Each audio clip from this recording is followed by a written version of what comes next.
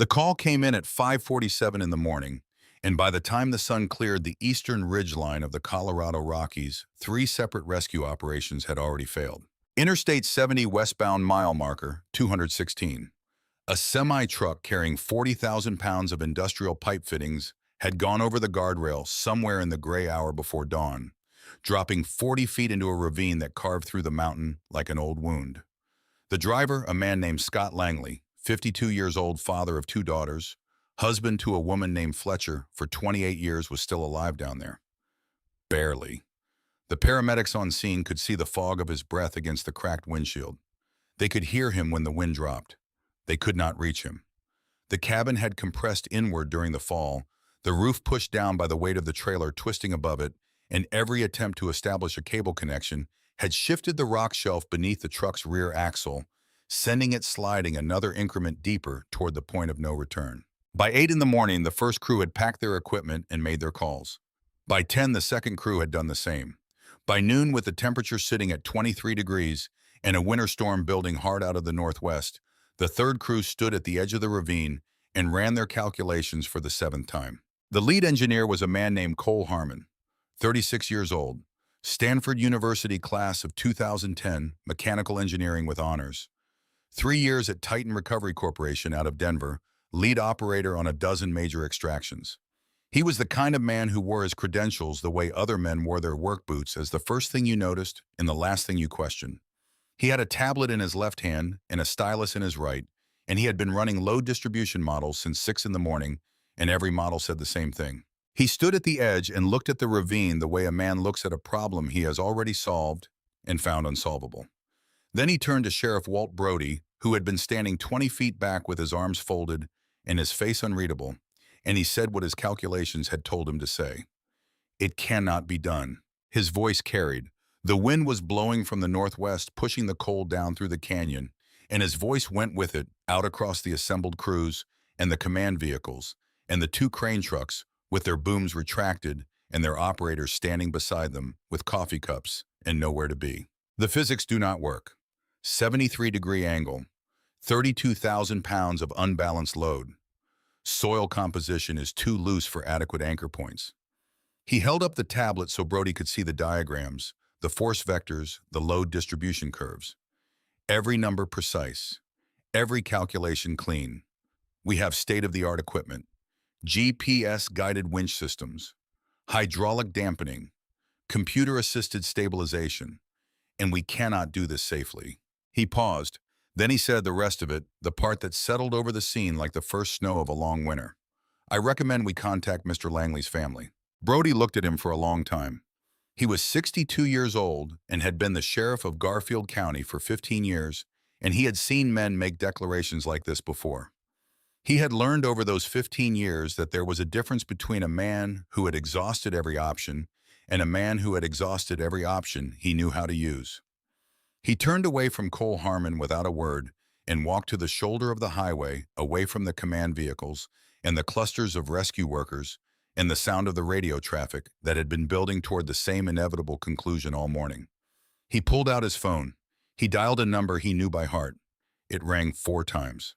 Then a voice came through, rough as gravel turning in a cement mixer. The voice of a man who had been awake since before the sun and would be awake long after it set.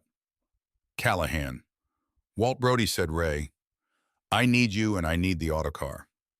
A pause on the line. Not hesitation. Something more considered than that. The pause of a man who was already calculating, already moving towards something before he knew all the details. Where? I-70 mile 216. Truck down a ravine. 40 feet. All the modern boys already tried. Another pause. Longer. How long does he have? 4 hours? Maybe less. Storm coming in from the northwest. The line went quiet for 3 seconds. Then Ray Callahan said, "I will be there in 30 minutes," and the line went dead. Cole Harmon had walked over during the call. He stood at Brody's shoulder with his tablet under his arm, in his clean safety vest, and his hard hat that had never seen the inside of a real ditch. And he said, "Who was that?" Brody looked at him the way old men look at questions they have already answered in their own minds. "Someone who doesn't know it can't be done," he said, and walked back toward the command vehicle. The garage sat on the eastern edge of Glenwood Springs, 2 acres of property on a flat stretch of county road, where the mountains rose on three sides and the smell of the Colorado River came through in the morning. The building itself was corrugated metal, the walls faded red from decades of sun, a sign above the double bay doors that read Callahan Wrecker Service, established 1979. The yard was organized in the way that only made sense to the man who had organized it. Old vehicles in various states of purpose, parts arranged by a logic that had nothing to do with alphabetical order and everything to do with 30 years of knowing exactly where you left something. Inside the main bay, the fluorescent lights hummed to life and warmed up in stages the way old light always does, slowly revealing the space. The floor was concrete, stained dark by decades of work. Tool chests lined the eastern wall, each drawer labeled in faded handwriting. The smell of the place was motor oil and cold metal, and something underneath both of those things. Something older, something that belonged to a time when men built machines to work for 50 years and then kept working them. In the center of the bay stood the Autocar, 1948 Model U. The last year Autocar made this particular chassis, built in Ardmore, Pennsylvania. Inline six-cylinder engine. Manual everything. No power steering, no hydraulic assist, no computer of any kind anywhere on the vehicle. Just steel and cable and the knowledge of the man who drove it.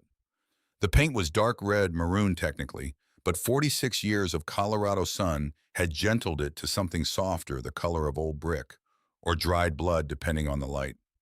The chrome bumper still held its shine, because Ray made sure it did every Saturday morning polish and elbow grease, the same ritual since 1982. The wrecker boom rose from the rear of the chassis. 22 feet of steel arm cable drum mounted underneath 1.5-inch steel cable, 200 feet of it. The same cable Ray had installed in 1989, inspected every month without exception, replaced in sections when the inspection told him to. But this cable was more than a piece of equipment. Ray knew every inch of it, the way a man knows the sound of his own breathing in a quiet room. He knew how it felt at 8,000 pounds of load. He knew the particular note it sang at 12,000.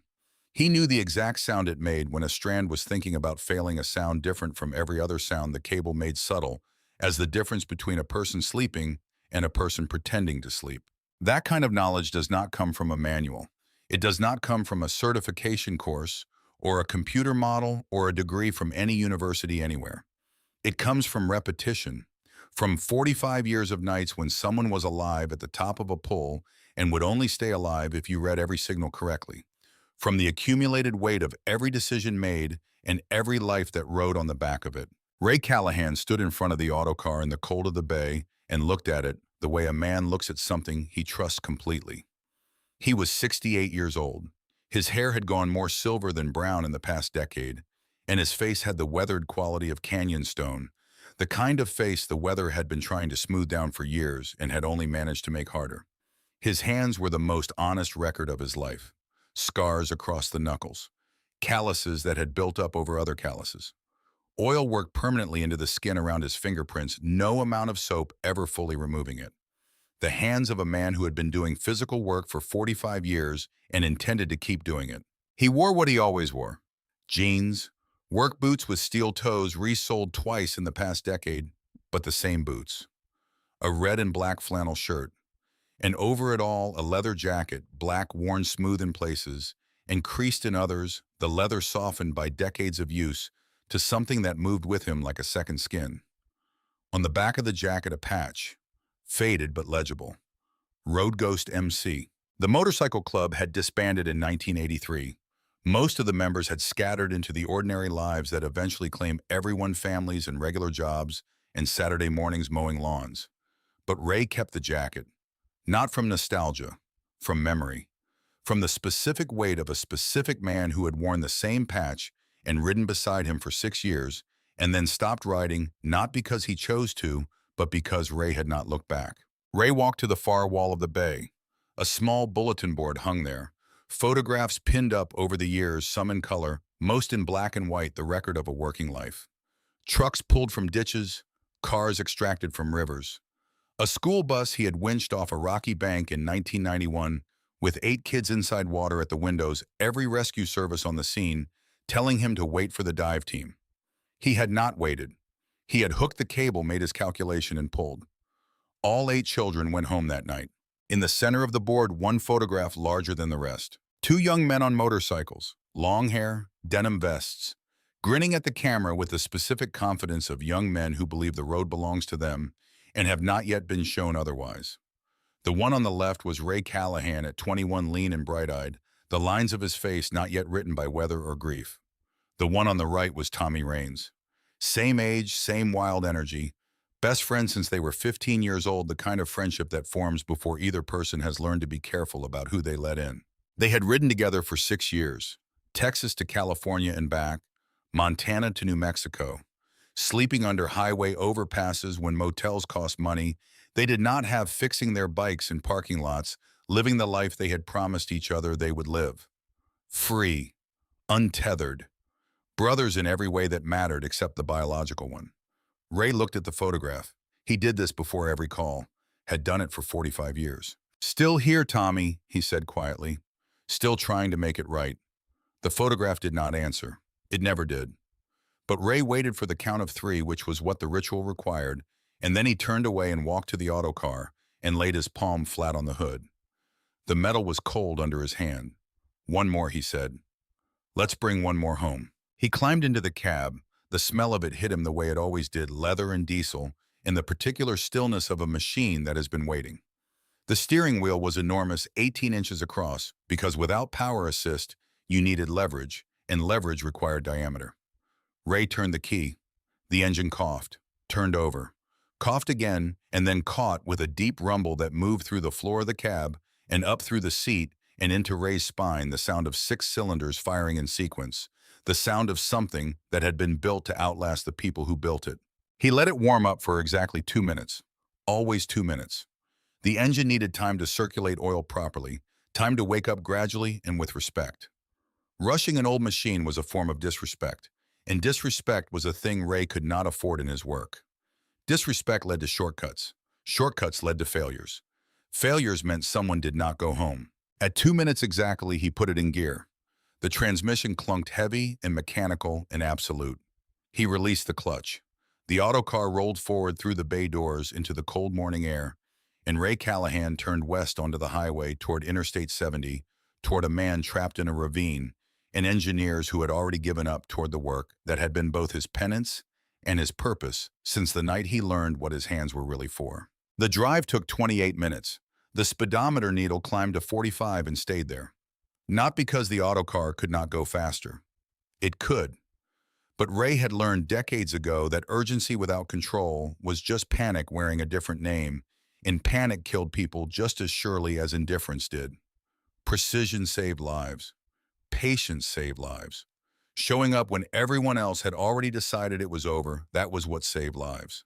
He thought about Scott Langley the way he always thought about the person waiting at the other end of a call. He did not know this man, had never met him. But that did not matter. Scott Langley was someone's husband, someone's father, someone who had been driving a highway in the dark when the world went sideways, and he deserved to go home. He deserved someone who would not treat him as a calculation, would not weigh his survival against the inconvenience of the attempt, would not declare the physics unworkable and walk away. The mountains rose on either side of the highway, snow on the upper ridges, despite it being early November. The sky clear overhead, but building dark to the northwest, the clouds coming in heavy and fast. Ray could smell the storm on the air through the cracked window.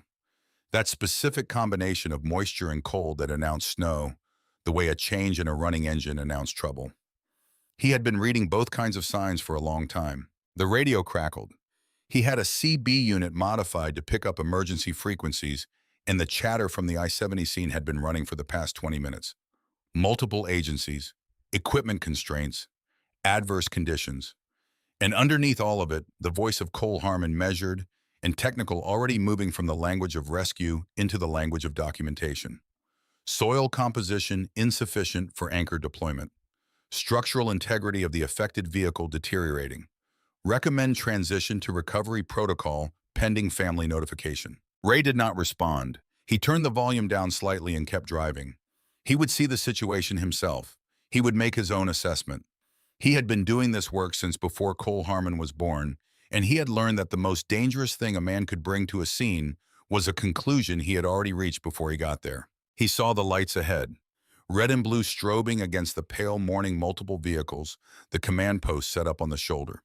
Two crane trucks, with their booms retracted, four tow vehicles from the previous crews still on scene. He counted roughly 25 people standing around the perimeter, the particular stillness of a group that has run out of things to try. Ray pulled onto the shoulder 50 yards back from the scene. He did not crowd the equipment, did not want to announce himself in any dramatic way. He set the parking brake, killed the engine, and sat in the cab for a moment in the silence that followed. This was always the hardest part of any call. Not the work, the arrival. Walking into a place where people had already tried and failed, and the frustration was running high and the hope was running low, and some young engineer with a clean hard hat was going to look at a 68-year-old man climbing out of a 76-year-old truck and see a relic. A symbol of a time before science. A cautionary tale about romanticizing the past. Ray had walked into that kind of room dozens of times. He had learned to let the room form its opinion and then get to work anyway. He opened the door, stepped down onto the gravel. The cold hit him clean and hard, maybe 22 degrees dropping. He pulled on his work gloves, leather decades old, repaired and restitched, until they were more thread than original material, but they fit his hands with the perfect knowledge of long use. He walked toward the command post at the pace he always walked, steady and deliberate, the pace of a man who understood that the scene had been waiting for him and would keep waiting for the length of time it took him to get there. Every head turned. Conversation stopped in the middle of sentences. The modern rescue crews looked at Ray and then at the autocar behind him, and their faces ran through the same sequence of expressions. Confusion first, then skepticism. Then in a few of the younger ones, something that was not quite amusement, but was adjacent to it, the kind of expression people wear when they have decided something is absurd, but want to be polite about it. Ray kept walking. He had no interest in their expressions. Sheriff Walt Brody met him halfway across the gravel, and they shook hands, the way men shake hands when they have known each other for a long time, and the handshake means something beyond courtesy.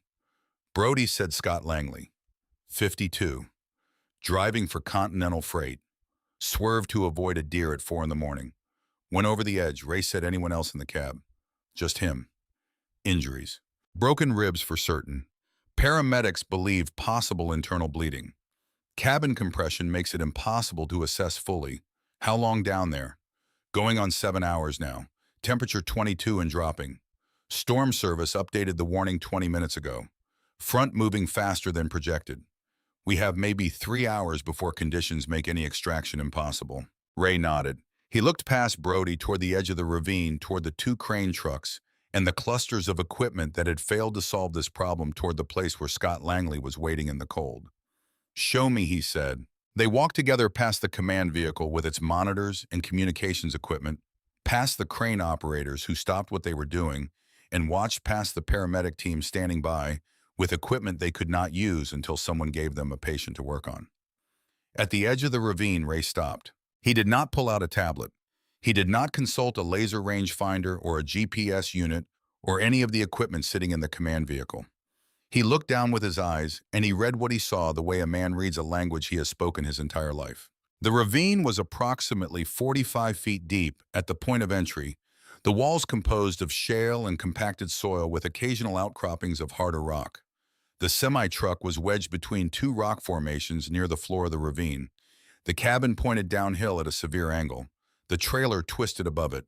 The angle was steep. The soil on the primary approach wall was loose, friable, the kind that shifts under load without warning. But Ray was not looking at the primary approach wall. He was looking 18 feet to the left, where a section of the ravine floor had filled in over years of erosion and runoff, building up a flat shelf of compacted material that sat at a significantly gentler angle than the rest of the terrain. A natural staging ground. Not large, maybe 12 feet across, but large enough. Cole Harmon appeared at his shoulder. Ray had heard the footsteps on the gravel, the particular sound of expensive boots that had spent their entire existence on hard surfaces. "You must be Morrison," Cole said, and then corrected himself. "Callahan. Sheriff said he was calling someone." Ray looked at him. 36 years old. The tablet was under one arm and the stylus was in his right hand, and the hard hat had a small company logo on the front that was still crisp enough to read from 10 feet away. His safety vest was clean. His eyes had the confidence of a man who has been right about most things and has not yet been shown the things he has been wrong about. Ray said, "What is the date of your terrain data?" Cole paused. "September 17th, updated before the last major operation." Ray said, "When was the last significant rainfall in this section?" Cole's expression shifted slightly. "October 3rd, flash flood warning." "Why?" Ray pointed at the flat shelf 18 feet to the left of the primary approach. "That section is post-flood deposition. It was not there in September. Your model does not include it." Cole looked at the shelf, looked at his tablet, looked back at the shelf. "It is not large enough to serve as a primary extraction point. It is large enough to serve as a repositioning point. You pull horizontal first, move the truck to stable ground. Then you pull vertical from a better angle with a proper load distribution." "The calculation still does not support," Cole began. "Your calculation is based on static load analysis. This is a dynamic situation. The terrain has changed since your data was collected. The angle changes as you move the vehicle. You are trying to solve a fixed equation for a problem that is not fixed." Ray looked at him directly. "You ran your numbers 7 times and got the same answer 7 times. The answer was right for the problem you were calculating. It was the wrong problem." Cole crossed his arms. "With respect, Mr. Callahan, that truck is, 76 years old. No computer systems, no hydraulic assist, no load monitoring. How is it supposed to accomplish what 3 modern recovery operations could not?" Ray looked at the Autocar sitting 50 yards back on the shoulder. Then he looked at the 2 crane trucks with their retracted booms. Then he looked at Cole Harmon. "Because I know that machine," Ray said. "Every bolt, every cable inch, every sound it makes under load. And because I have been reading terrain like that ravine for 45 years. Your computers know the calculations. I know the ground." Cole's jaw tightened. "Field intuition is not a methodology I can authorize or defend." "Then don't authorize it," Ray said simply. "Sheriff Brody called me here. That is authorization enough. You tried your way. Now step back and let me look at the rest of the situation." He walked past Cole before the man could respond and began his own circuit of the ravine edge. No tablet, no instruments, just his eyes and his boots and 45 years of reading situations that other people had already declared beyond recovery. He walked the perimeter, slowly testing the ground at each step, feeling the give and resistance underfoot, looking for natural anchor points for rock outcroppings, with deep purchase for trees, with root systems that went down into solid material.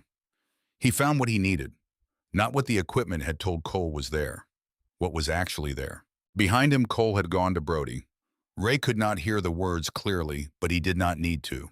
He had been in this conversation dozens of times.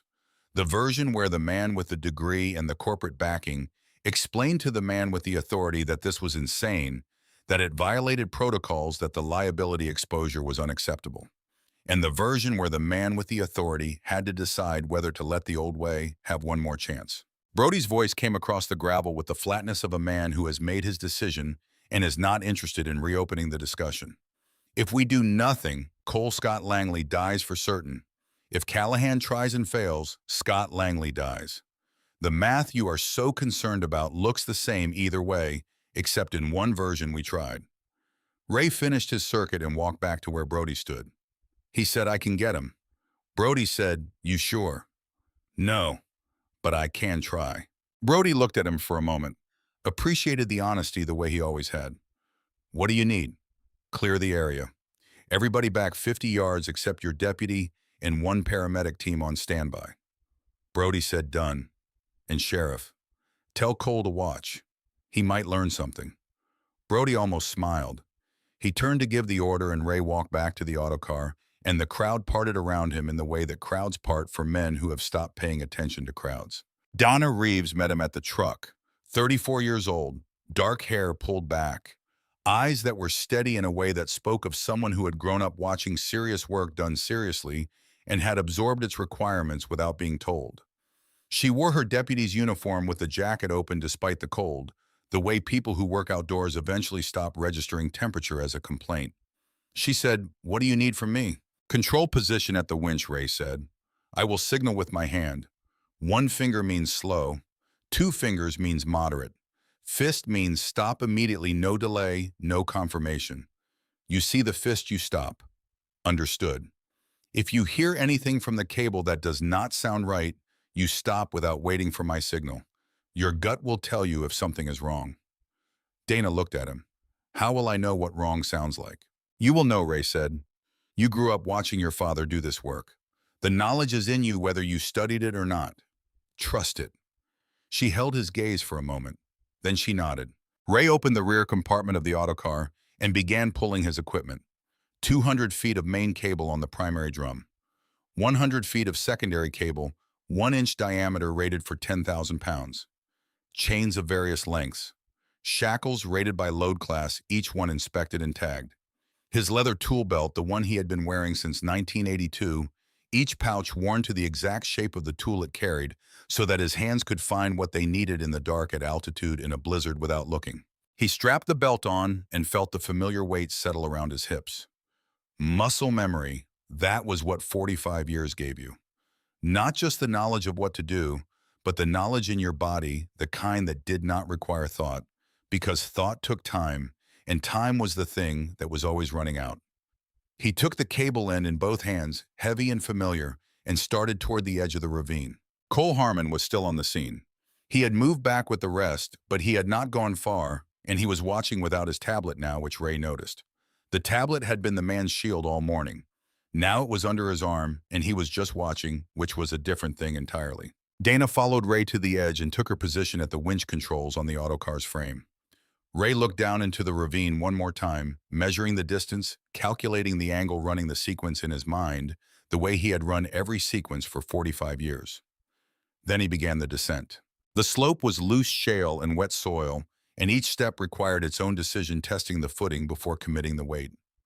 Ray moved down it the way water moves, finding the stable lines, never forcing, always reading. Small rocks tumbled with each footfall, and the sound echoed off the ravine walls. You had to learn to separate the sound from the reality. The sound of rocks falling was not the sound of imminent collapse. They were different things, and the difference mattered. He reached the truck. Standing at the base of the ravine, he could see the full extent of the damage. The cabin had compressed inward by several inches on the driver's side. The door buckled, the roof pushed down. The steering wheel was bent. The windshield was cracked in a pattern that started at the left pillar and spread across the whole surface like a frozen river. Through the damaged windshield, Scott Langley was visible, slumped against the steering column, eyes closed, pale in a way that cold and shock and 7 hours of compression will make a person pale. But the fog of his breath was still appearing and disappearing against the cracked glass. Still there, still fighting in the only way available to him, which was to keep breathing. Ray leaned close to the cabin. "Scott," he said. "Scott Langley." The eyes did not open. Ray raised his voice slightly. "Scott, my name is Ray Callahan. I am going to get you out." The eyes opened, unfocused at first, then finding Ray through the glass with the slow effort of a person who has been conserving everything. They said. The voice was a whisper, and the rest of the sentence did not come.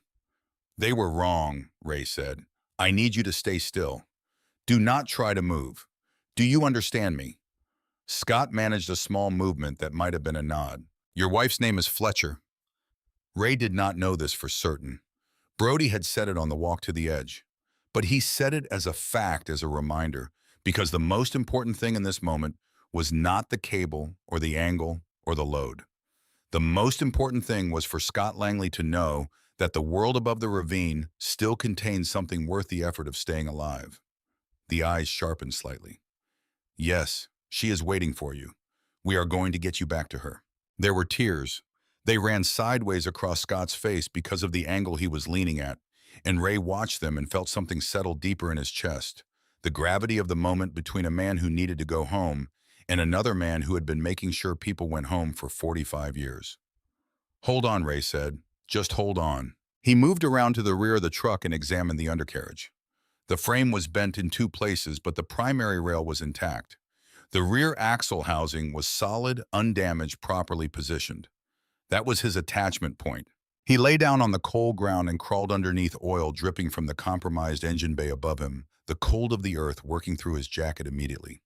He threaded the cable end through the frame in a basket hitch configuration, looping around the axle housing, and back through itself, distributing the load evenly across two contact points rather than concentrating it at one.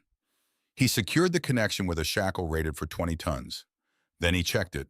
Then he checked it again. The mathematics of the attachment did not require a computer. They required attention. They required the understanding that each component had a rated limit, and that limit was not a target but a ceiling, and working below the ceiling was what kept people alive. He crawled out from under the truck, oil on his jacket, dirt on his face, cold concrete in his joints. He stood up slowly, feeling 68 years old in every part of his body that did not have the option of ignoring the number. He started climbing back up the ravine wall. Going up was harder than coming down. Always was. Gravity was indifferent, willing to work with you on the descent and against you on the return.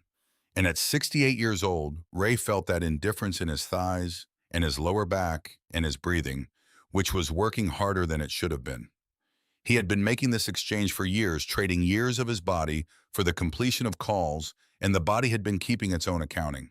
At the top, Dana was waiting at the winch controls. She looked at his face and started to say something, and he shook his head once, and she stopped. "Cable is set," he said. "Basket hitch on the rear axle. We pull horizontal first toward the stable shelf at the left. Watch the cable tone. When it goes from a low hum to a higher pitch, we are approaching load limit.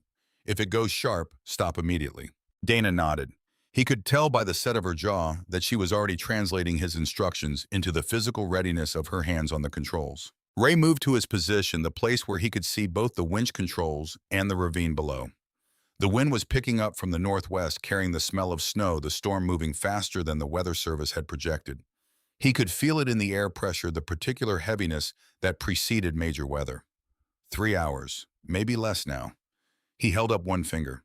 Dana engaged the winch. The drum began to turn at the minimum rate, the cable pulling slowly off the ground, straightening, drawing up the slack in a long curve until it ran taut from the drum down the ravine wall to the rear of the truck below. The sound changed as the tension built, moving from the slack slap of free cable to the first hum of load, low and steady. Ray watched the ground, not the cable. Watching the cable told you what was already happening. Watching the ground told you what was about to happen. He was looking for any movement in the anchor points, any shift in the soil around the trees and outcroppings. He had used any indication that the forces at work were pulling things loose that needed to stay fixed. The cable's hum deepened. The Autocar's frame made a creak that Ray recognized, the normal compression of a loaded chassis expected with intolerance. The truck in the ravine shifted. 1 inch, 2. Rock and loose shale tumbled. The people watching on the perimeter tensed collectively, the intake of breath audible across 50 yards of open ground. Ray kept his finger up. Steady, Dana kept the speed. The truck moved again, not slipping deeper, moving sideways, the rear end coming around in the direction of the flat shelf exactly as Ray had calculated. 4 inches, 8. A foot. The cable was singing at about 9,000 pounds, still well inside the limit, still controlled. Ray knew the sound of 9,000 pounds the way he knew his own heartbeat. 2 feet, 3. The trajectory was right. The truck was repositioning. Then the left rear tire caught on something below. A rock probably, or a root from one of the scrub trees that grew along the ravine floor. The lateral movement stopped. The cable tension spiked. The hum went higher. Ray made a fist. Dana stopped the winch. The silence was immediate. 12,000 pounds. Getting close to the single-line limit for this configuration. Not critical yet, but not comfortable. Ray kept his eyes on the ravine floor. He signaled Dana to reverse the winch. She backed off the tension. The cable slackened slightly. The truck settled back 2 inches into a stable resting position. Ray turned and walked back to the ravine edge. He started down again. His legs were tired. He could feel the fatigue in his thighs, the muscles working harder to make each step precise on the loose slope. He ignored the fatigue the way he had been ignoring it for decades, the same way he ignored the dull ache in his lower back and the occasional tightness that ran across his chest when he pushed himself past a certain threshold. He had learned to distinguish between the discomfort that was the ordinary cost of doing hard physical work at 68 and the discomfort that was a warning about something else. Right now, this felt like the first kind. He filed the distinction and kept moving. At the truck, he located the problem immediately. A boulder roughly 2 feet in diameter had been sitting just below the surface of the loose soil floor, invisible from above, and the tire had rolled into the depression on its downhill side and wedged. Not a catastrophic problem, a solvable one. Ray put both hands on the truck's rear bumper, planted his feet in the loose material, finding purchase testing. It's shifting his weight until he felt something solid beneath the topsoil. He pushed. 68 years old, but years of physical work had built a kind of strength that gymnasium work did not build, the functional strength of a body that had spent decades moving things that did not want to move. The truck rocked, just slightly. Not enough. He repositioned, changed the angle of force, pushed again. The tire rocked with it, rolled backward, half a rotation, cleared the boulder's edge, and settled into free contact with the soil. He called up, "Try again." Dana engaged the winch. The cable tightened. The truck moved. This time it moved smoothly without catching the lateral pull, drawing it across the ravine floor toward the stable shelf at a steady rate. 8 feet, 12, 15. The angle improving with each foot of lateral travel, the load distribution shifting towards something manageable.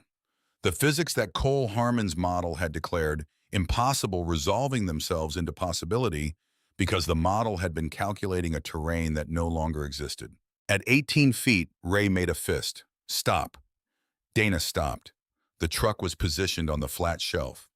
The angle to the top of the ravine from its new position was significantly shallower than the primary approach. The soil composition in this section was compacted, stable, the result of years of runoff depositing material in this natural pocket. The first stage was complete. Ray stood at the bottom of the ravine and breathed for a moment. The cold air coming down from the northwest tasted of snow. Above him, the storm clouds were building fast, the light changing as they moved across the sun. He had maybe 2.5 hours before the conditions became impossible. He started climbing. At the top, the effort showed in his face in ways he could not fully control. Dana saw it. She did not say anything immediately, which was the right instinct. She handed him a bottle of water without making it a statement about his condition, and he drank without making it a concession. Cole Harmon walked over. His tablet was still under his arm, but he had not looked at it in 30 minutes. "Cole said that was not in any of my models. Ray said the shelf was not in your data. How did you see it?" Ray looked at him. By looking. There was a silence between them that was different from the silence of earlier in the morning when Cole had been certain and Ray had been the old man with the old truck. This was the silence of a man revising something he had believed was complete. Cole said, "What is the second stage?" 2 cables simultaneously. Main line lifts from the rear. Secondary line holds the front from rotating. You have to lift and stabilize at the same time, or the truck will flip backward when the rear wheels clear the edge. Cole looked at the ravine, then at Ray, then at the autocar. "You have the equipment for that." Ray said, "I always have the equipment." He walked back to the truck to begin the setup for the second pull. Behind him, Cole Harmon stood at the edge of the ravine and looked down at the repositioned semi-truck on the flat shelf of post-flood deposition that his GPS data had not recorded, and he was doing what Ray had watched very few people do over 45 years of this work. He was not running a new calculation. He was doing something harder than that. He was reconsidering his assumptions from the ground up. The snowflakes started while Ray was pulling the secondary cable from the storage compartment. Small ones first, the kind that came before the serious weather, floating down in no particular hurry, as if testing the air before committing to a storm. Ray felt them on the back of his hands and did not look up at the sky. He knew what the sky was doing. He needed to be done before it did it fully. He began to lay out the secondary cable, measuring the run from the autocar's secondary drum to the boulder he had identified as a pulley point, calculating the angles, feeling the familiar weight of the cable in his hands. The particular combination of flex and resistance that told him the cable was sound and ready for the load it was about to carry. 45 years, 51 people, each one a name he knew, each one a family that got their person back. He thought about Tommy Raines because he always thought about Tommy at this point in a call. During every call when the work was hardest. After every call when another name was added to the count of people who had gone home. He thought about Highway 287 in the rain. March of 1979. About the puddle that appeared without warning in the headlamp beam. About his body's correct response to the hydroplane, the weight shift, and the throttle ease, and the recovery muscle memory executing perfectly, bringing him through safe to the other side. And about the 3 seconds after. The 3 seconds when he had felt the surge of relief at being upright, at being through it. And in those 3 seconds, he had kept riding, kept moving forward, not yet having processed that Tommy was 50 feet behind him, in the same rain, on the same road, with no warning about what was coming. 3 seconds on a wet highway in Texas. That was the measurement of everything that came after. That was the weight he had been carrying for 45 years, the weight that had shaped his entire adult life, that had made him sell his Harley and buy a wrecker and spend decade after decade driving toward the kind of moments that other people drove away from. He had heard the crash, the scrape of metal on pavement, the particular sound every rider knows and fears, and he had braked and turned and run back through the rain to find Tommy 15 feet from his fallen bike, face down in the grass, not moving. He had held Tommy's hand in the bed of a rancher's pickup truck, driving through the dark in the rain toward a clinic 40 miles away, and Tommy had talked for a while, his voice getting quieter, and then Tommy had stopped talking, and then Tommy had stopped breathing, and then the world had changed in a way that did not change back. Not because Ray had been careless, not because he had been reckless or drunk or inattentive. He had been doing everything right. He had just been doing it without remembering for those 3 seconds that someone was behind him who could not see what he had just seen. He sold his Harley 2 weeks after the funeral, used the money as a down payment on a used F600 that needed everything, and got it. Spent 3 years learning from a man in Denver who had been doing recovery work since before Ray was born, learning how to read accidents and terrain and load and cable learning, when to push and when to ease learning, that every person in every vehicle was somebody's Tommy, somebody's person, somebody who deserved to have someone look back. In 1982, he bought the Autocar. The previous owner was retiring and practically gave it away. Ray rebuilt it from the ground up over the course of a winter, rewired the electrical, remounted the boom, installed the cable he still used today, made it exactly what he needed it to be, which was reliable and durable, something that would not fail him when failure meant someone did not go home. 51 people since then, 51 names, 51 families that got the call that said, "Come to the hospital, not come to identify." But the weight in his chest was never lighter for any of them, because the only person he had ever needed to bring home the first one, the one who made all the rest necessary, that person was already gone. Had been gone since March of 1979, in the rain on a 2-lane highway in the Texas Panhandle, while Ray Callahan rode forward for 3 seconds without looking back. He finished laying out the secondary cable.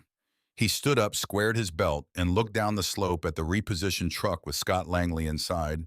It's still breathing, still waiting. Around him, the snowflakes were coming down a little heavier now. The storm was not patient. Neither was Ray. Cole Harmon was still standing at the ravine edge. Dana Reeves was at the Autocar, ready at the controls. The paramedic team was positioned 40 yards back, equipment ready, waiting for the moment when there would be a patient to work on. Ray picked up the secondary cable, felt its weight in his hands, and began walking toward the edge of the ravine for the 3rd time.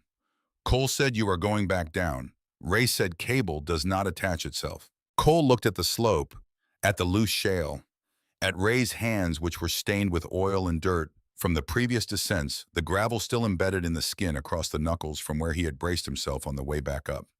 He said nothing else, but he kept watching, and the tablet stayed under his arm, and he did not reach for the stylus once. Ray started down the slope. The snow was settling on the loose shale, now making each step slightly more uncertain, the footing requiring a little more care than it had on the first 2 descents. His thighs were burning. His breathing was working harder. And somewhere in the center of his chest, past the exertion and the cold, something else was beginning that was quieter and more specific than fatigue. He noticed it. He filed it. He kept going down. He reached the truck on the 3rd descent with his legs burning and his breath coming harder than he wanted it to. The snow was falling steadily now, small flakes that had been the advanced scouts of something larger, and the temperature had dropped another 2 degrees since he had last checked the thermometer on the Autocar's dashboard. He had maybe 2 hours, possibly less. He did not waste time at the bottom. Every movement had a purpose. He threaded the secondary cable through the gap in the boulder he had identified from above, a natural channel in the rock face, wide enough for 1-inch cable with enough clearance to allow movement under load. He twisted the cable counterclockwise as he fed it through the way, the flex of the material required feeling the resistance and then the release as the cable found its path. Then he moved to the front of the semi-truck and located the shackle point he had been planning since his first look from the top of the ravine, a structural cross member on the front axle housing that was undamaged and properly rated. He looked up through the cracked windshield while he worked. Scott Langley was still there, still breathing. The fog on the glass was fainter now, which meant the temperature inside the compressed cabin was dropping the cold, working its way in through every crack and gap the collision had opened. Scott's eyes were closed again. Scott, Ray said, the eyes opened slowly. Still with me. The slight movement again. Yes. Few more minutes, Ray said. We are almost there. He went back to work on the cable attachment, looping the secondary line through the front axle shackle point and back through itself, creating the connection that would hold the front end of the truck stable during the vertical lift. The lift itself would come from the main cable pulling the rear. Without the secondary line keeping the front anchored, the physics of the extraction would allow the truck to rotate backward as the rear wheels cleared the ravine edge, flipping it, undoing everything the first stage had accomplished, and likely killing the man inside. Both forces had to work simultaneously. There was no other way. He secured the connection, checked it again, and then started up the slope for the third time. The third climb was different from the first two. Not in the terrain, which was the same loose shale with the same unreliable footing, now slightly slicker from the snow settling on the surface. Different in the way his body was responding to it. His legs were not just tired. They were communicating something, that specific language of muscle near its limit, where each step required a separate negotiation with the available strength. His breathing was labored in a way that altitude alone did not explain. And the thing in his chest that he had first noticed on the way down, that quiet, specific thing that was not the ordinary discomfort of exertion, was still there. Still quiet, still specific. He knew what it was, had known on some level since the first descent. The kind of knowing that experienced men in physical work develop over decades, the ability to read their own body the same way they read a loaded cable or a shifting slope with calibrated attention rather than alarm. He was 68 years old. He had been pushing a 68-year-old body through the kind of work that taxed 30-year-old bodies in cold air at elevation for the past 4 hours. He kept climbing. At the top, he came over the edge and stood upright and breathed for a moment, and Dana Reeves looked at his face, and he watched her eyes do what eyes do when they see something they are not sure how to respond to. She said, "Ray." He said, "I am fine." She said his name again differently. He said, "Both cables are set, main line on the rear axle, secondary through the boulder pulley to the front crossmember. We need to run them simultaneously. Main line does the lifting. Secondary holds the rotation. You handle the main line on the Autocar winch. Cole handles the secondary by hand on the passenger side crank." Dana looked past him toward where Cole Harmon was standing, then back at Ray. "Are you sure about him?" "He went down the slope when I needed it done," Ray said. "He will do what needs doing." He walked toward Cole, not quickly, with the measured pace that had become slightly more measured than it was at the start of the morning. Cole watched him come. The tablet was in his hand again, but he had not been looking at it. Ray said, "You are on the secondary cable. Passenger side of the Autocar, there is a hand crank. You turn it to keep tension on the secondary line while Dana runs the mainline winch. Your job is to prevent the front end from dropping during the vertical lift." Cole said, "I have never operated a hand crank system." "You operated the cable attachment in the ravine without training," Ray said. "This is simpler than that. How do I know the right speed? Match the sound of the mainline. When the mainline tone goes up, increase your tension to match. When it drops, ease off. You are listening for balance between the two systems. If the front of the truck starts to drop relative to the rear, crank faster. If the rear starts to drop, ease off and tell me." Cole was quiet for a moment. Then he said, "What is the load limit on the secondary cable?" 10,000 pounds. Current load should run between 6 and 8,000 on that line. We have margin." Cole nodded. He looked at the Autocar, at the secondary drum, and the hand crank mounted to the passenger side frame rail. He looked at his hands. Then he walked to the truck and positioned himself at the crank without further conversation. Ray moved to his observation point, the position he had used for the first stage, where he could see both Dana at the mainline controls and the ravine below. The snow was falling steadily now. The sky to the northwest was the color of old iron, heavy and dropping. He checked the cable runs visually, following the mainline from the Autocar's primary drum down the slope to the truck's rear axle and the secondary line, from the passenger side drum through the boulder gap to the front cross member. Both lines were clear. Both connections were solid. He raised one finger. Dana engaged the mainline winch at minimum speed. The drum turned. The cable drew up its remaining slack. Cole began cranking the secondary slow and steady building tension on the front line in parallel. Ray watched the ravine floor. The mainline tone built from the initial hum of light load to the lower resonance of real weight. 4,000 pounds. 5. The truck shifted at the base of the ravine, the rear end lifting first, the trailer's weight redistributing. 6,000. The secondary cable tightened, the front cross member taking load, the truck beginning to lift from both ends simultaneously in the way that Ray had planned from the moment he first identified the GPS error in Cole's terrain data. 7,000 on the main line. Dana's face was still focused, her hands on the controls, with the deliberate touch of someone who was listening with her palms as much as her ears. Cole was cranking steadily, his breathing audible from where Ray stood, the rhythm of a man working hard at something unfamiliar, with the concentration that comes from knowing that getting it wrong matters. The truck lifted, 3 feet off the ravine floor. 5. The trailer's twisted angle was starting to straighten as the rear came up, the whole assembly rotating slowly toward vertical, in the way Ray had calculated it would. The secondary line holding the front in check, preventing the backward rotation that would have been catastrophic. 7 feet. The rear wheels were clear of the ravine floor, now hanging in air, the full weight of the vehicle transferred to both cables. Ray watched the main line. The tone had climbed to the register he associated with 11,000 pounds. Still inside the limit. Still controlled. 10 feet. 12. Cole was cranking harder now, the effort showing in his shoulders, the secondary tension holding as the geometry of the lift changed with the increasing height.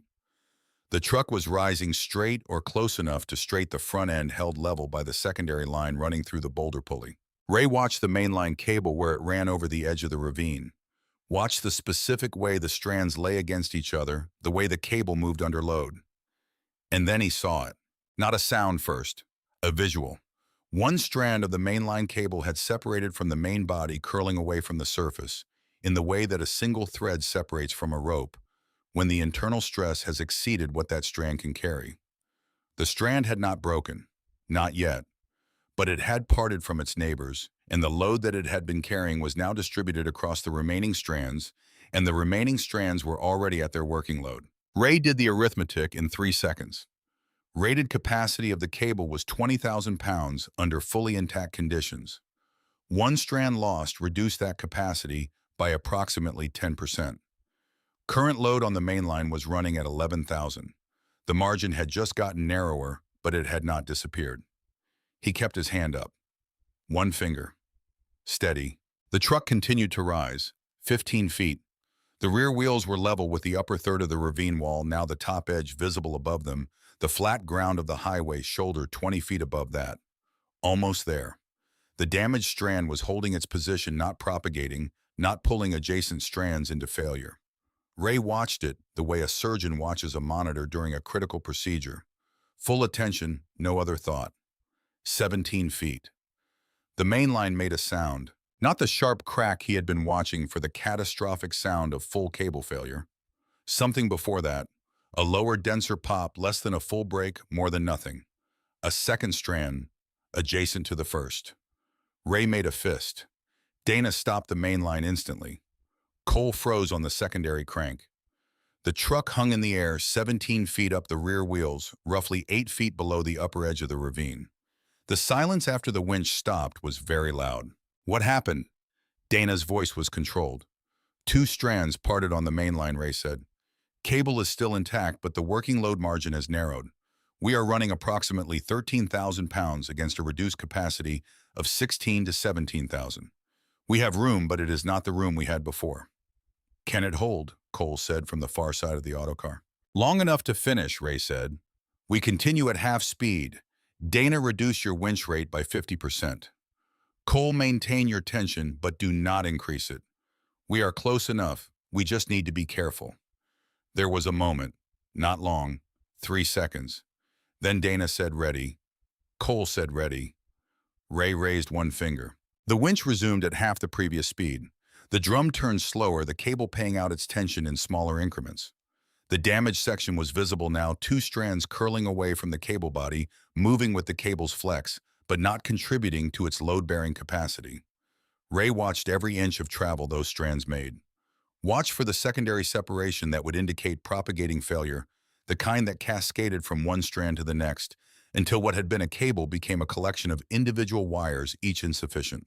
The strands held their position. The remaining cable carried the load, 18 feet. The rear wheels of the semi-truck were now level with the upper edge of the ravine. Ray could see the treads of the tires, huge and worn, rising over the lip of the embankment. Almost there.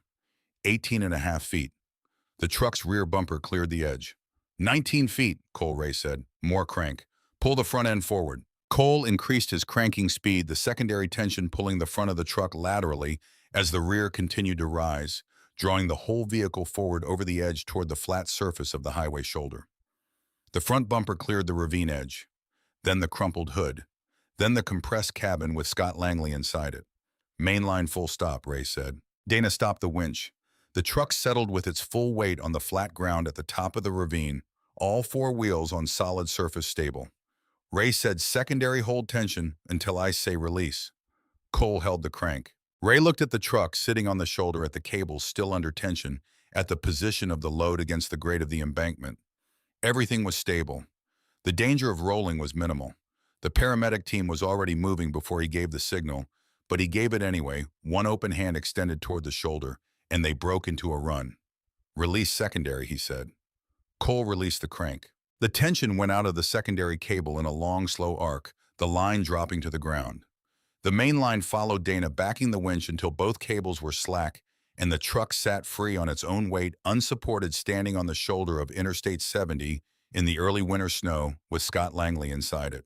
The crowd behind the perimeter line erupted, not the contained professional response of rescue workers watching a procedure conclude. Something louder than that, something that had been held in compression for hours and was releasing all at once, voices and clapping, and a few sounds that were not words at all. Just the sound that people make when they have been watching something terrifying, and it has ended the right way. Ray heard it from a distance. He was watching the paramedics work on the truck door, the hydraulic spreader being positioned, the team moving with the practiced urgency of people who had been waiting for this moment and were now completely in it. The door came open with the sound of stressed metal yielding. The lead paramedic was inside in seconds, hands on Scott, voice calm and clear. Sir, can you hear me? I am with you. You are out of the ravine. Can you tell me your name? And Scott Langley's voice came through the open door, thin and strained and absolutely present, and said his name. Ray sat down on the running board of the autocar. He did not decide to sit. His legs made the decision without consulting the rest of him, and he was sitting before he had processed the intention. He put his hands on his knees and breathed, and the breathing was not the controlled, deliberate breathing of a man managing his effort. It was the breathing of a man whose body was telling him something it had been trying to tell him for the past 2 hours at increasing volume. The thing in his chest was no longer quiet.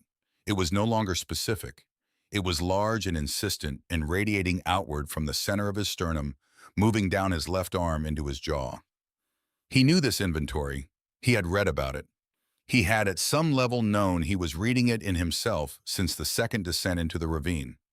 He had needed to finish first. Dana was beside him before he heard her footsteps. She crouched in front of him and looked at his face and said, Ray, and her voice had changed completely from everything it had been all morning. He said, I am all right. She said, you are not all right. He said, Scott is out. She said, I know. And now you are going to let the paramedics look at you. He started to say something else, and the words did not organize themselves properly, which was unusual. And that disorganization was itself a piece of data that he filed and then could not act on, because Dana was already on her radio, and the paramedic team had split one member, continuing with Scott, and one coming toward Ray at a run.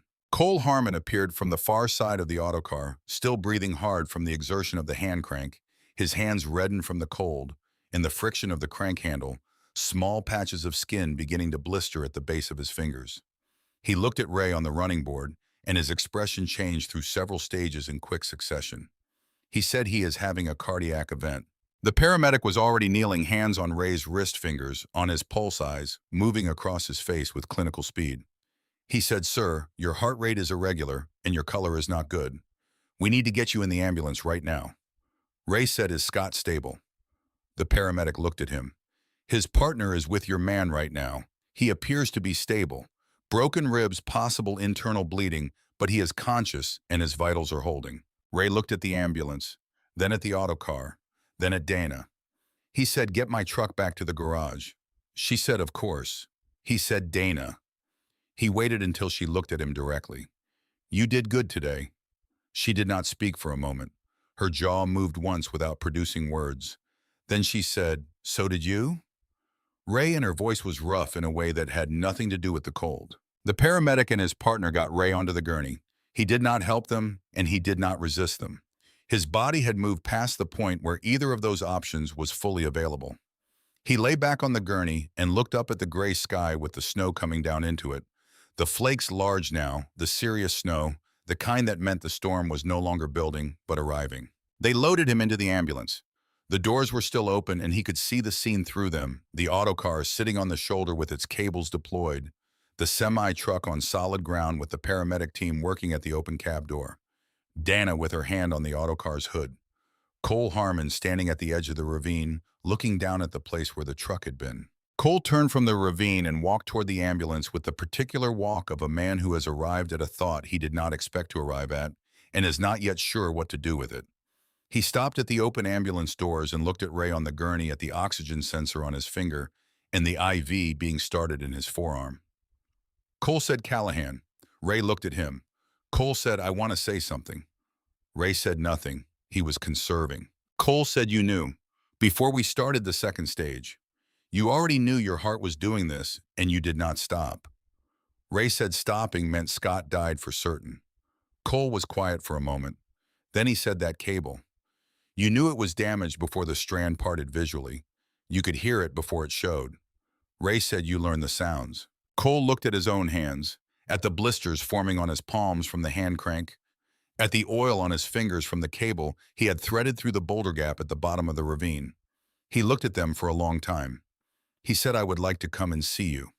At the hospital, if that is acceptable." Ray said, "Bring coffee." "Not the hospital kind." Cole almost smiled. It was not a complete smile, but the components of one were present. He stepped back from the ambulance doors, and the paramedic looked at Ray and said, "We need to go, sir." Ray said, "Go." The doors closed. The engine started. Through the small rear window, Ray could see the scene receding, the snow falling across it. The autocar on the shoulder, the cables lying along the ground, Dana's hand coming off the hood as the ambulance pulled away. He closed his eyes. The drive to Valley View Hospital in Glenwood Springs took 11 minutes. Ray knew this because he had made this drive before, not as a patient, but as the person who had watched the ambulance leave and then driven himself to check on whoever was inside it. He had sat in waiting rooms a handful of times over 45 years, not often because the work was usually clean enough that the people he pulled out were banged up rather than broken, but often enough that he knew the particular smell of the admissions area and the particular quality of the silence in the rooms where they put you while they were deciding what was happening. He was mostly conscious for the intake, answered questions in brief, accurate sentences, described his symptoms in terms that the admitting physician found surprising for their precision, the kind of description that came from a man who had been paying attention to his body's distress signals with professional detachment since the first one appeared that morning and had been filing them for later review. The physician said, "You were doing heavy physical labor during an active cardiac event." Ray said, "I was aware." The physician said, "That is not a statement I usually hear followed by what you mean it to mean." Ray said, "The man I was trying to get out would have died if I had stopped." The physician looked at him for a moment. Then she said, "We are going to run a full panel and get you on the monitor. Your rhythm is irregular, but it has not gone into the patterns that concern us most. We are cautiously optimistic." Ray said, "What does cautiously optimistic mean?" She said, "It means you are probably going to live despite your best efforts otherwise." He was in a room on the third floor by 2 in the afternoon. The storm had arrived fully by then, visible through the window, the mountains obscured behind gray and white, the snow coming down in the particular sustained way that meant it was going to keep coming for a while. The monitor beside his bed showed a rhythm that was irregular but present, the line moving across the screen with the stubborn persistence of something that was not done yet. Dana came at 4 o'clock. She had driven the autocar back to the garage, parked it in its usual spot, checked the fluids, and the cable condition covered it with the tarp Ray kept for winter storage. She sat in the chair beside his bed and told him all of this without being asked, because she understood that the information was not separate from how he was doing. The autocar's condition was part of his condition. She said the cable needs replacement on the primary drum. The two parted strands are the visible ones, but I could see three more that are showing stress marks. Ray said, I know. I have been watching those strands for 2 months. They were getting close. Dana looked at him. You knew the cable was marginal before today. It was inside its rated capacity, inside its inspected tolerance. But you knew. Ray said, I knew it was going to need replacement before spring. I did not know it was going to need it today. She was quiet for a moment. Then she said, Scott Langley is in surgery. Repair on 2 fractured ribs and a lacerated spleen. Surgeon says he will recover fully. His wife arrived about an hour ago. Ray looked out the window at the snow. Dana said, Ray, there is something else. She reached into the inside pocket of her jacket and took out a manila envelope, letter-sized, and set it on the tray table beside his bed. He looked at it. What is this? She said, something I found. I started looking after the rescue when you mentioned Tommy Raines on the way up from the second descent. I had the name and I had access to the state police archives from that period. I did not expect to find what I found. He looked at the envelope and did not pick it up. She said, read it when you are ready. But Ray, it changes something. He picked up the envelope, opened it. Inside were 3 documents. Photocopies, the kind made from old paper that had yellowed at the edges, the text slightly softened by decades of storage. He recognized the first one immediately. State Police Incident Report, March 17, 1979, Highway 287, Prowers County. Single vehicle motorcycle accident. Victim Thomas Allen Raines, age 24. He had a copy of this report somewhere in his garage. He had never been able to look at it directly. He was looking at it now in a hospital room in November of 2024, and it still hit him the same way it always had, like something structural failing inside his chest, a different sensation than the one the cardiologist was monitoring. He moved to the second document, State Police Incident Report. March 17, 1979, Highway 287, Prowers County, multi-vehicle collision. Victim Franklin Drew Harmon, age 21. Severe injuries. Transported to Pritchett County Clinic, arrived 11:52 p.m. Treated and released. Transferred to Lamar Regional Medical Center for follow-up care. Survived. Ray looked up from the document. Dana said 4 miles south of where Tommy went down. Same night, same highway, same rancher. Ray looked at the document again. The same rancher. Dana said the radio log from the county dispatch that night shows an emergency call placed at 11:04 p.m. from a ranch property on Highway 287, reporting a single vehicle accident, one victim requesting ambulance response. That call was placed by a man named Gerald Polk, the rancher who picked you up with Tommy. He had already passed the Harmon accident going north. He called it in. Then he kept driving north and found you in the middle of the highway with Tommy on the ground. Ray said, I did not know there was another accident. I know Dana said, you were in shock. You were holding Tommy. You were not reading accident reports for the next 2 weeks. She pointed at the third document. He picked it up. It was a statement. Given to the state police in a follow-up interview, April 1979. The interviewee was Gerald Polk, age 49, rancher, Prowers County resident. Ray read it. Interviewer, Mr. Polk, can you explain why you did not return to the Harmon accident scene after transporting the Raines victim? Polk, I radioed it in. I knew there was help coming. The Harmon boy was conscious and talking when I found him. Hurt bad, but talking. The other boy, the Raines kid, he was not breathing right when I got to him. I had to make a choice. Interviewer, you chose to prioritize the Raines victim. Polk, he was worse. The other boy could wait 10 more minutes for the ambulance. This one I did not think he could. So yeah, I chose. Interviewer, and the Harmon victim survived. Polk, he did. Got to the clinic about 20 minutes after I dropped the other 2 at Pritchett. Ambulance got there right around the same time. He made it fine. Ray put the document down on the tray table. He looked at his hands, the oil still in the skin around his knuckles, despite the nurses having cleaned them during intake. Dana said Franklin Harmon survived. He recovered from his injuries. According to what I could find through public records, He went to community college, then transferred to Colorado State. Graduated 1984. Mechanical engineering. Worked for various recovery and heavy equipment companies over the years. He had a son in 1988. Ray did not speak. Dana said Franklin Harmon's son is Cole Harmon Ray. The monitor beside the bed registered a change in its rhythm. The line moved differently for a few seconds and then settled back. Ray was aware of it. He was aware of the snow outside the window and the smell of the room and Dana sitting in the chair and the documents on the tray table and a chain of consequence stretching back 45 years to a puddle on a wet highway in the Texas Panhandle. He said Tommy did not die alone. Dana said no. You were with him. He said the rancher went to Tommy first because Tommy was worse. She said because Tommy was worse and because you were there with him, holding him the way you were.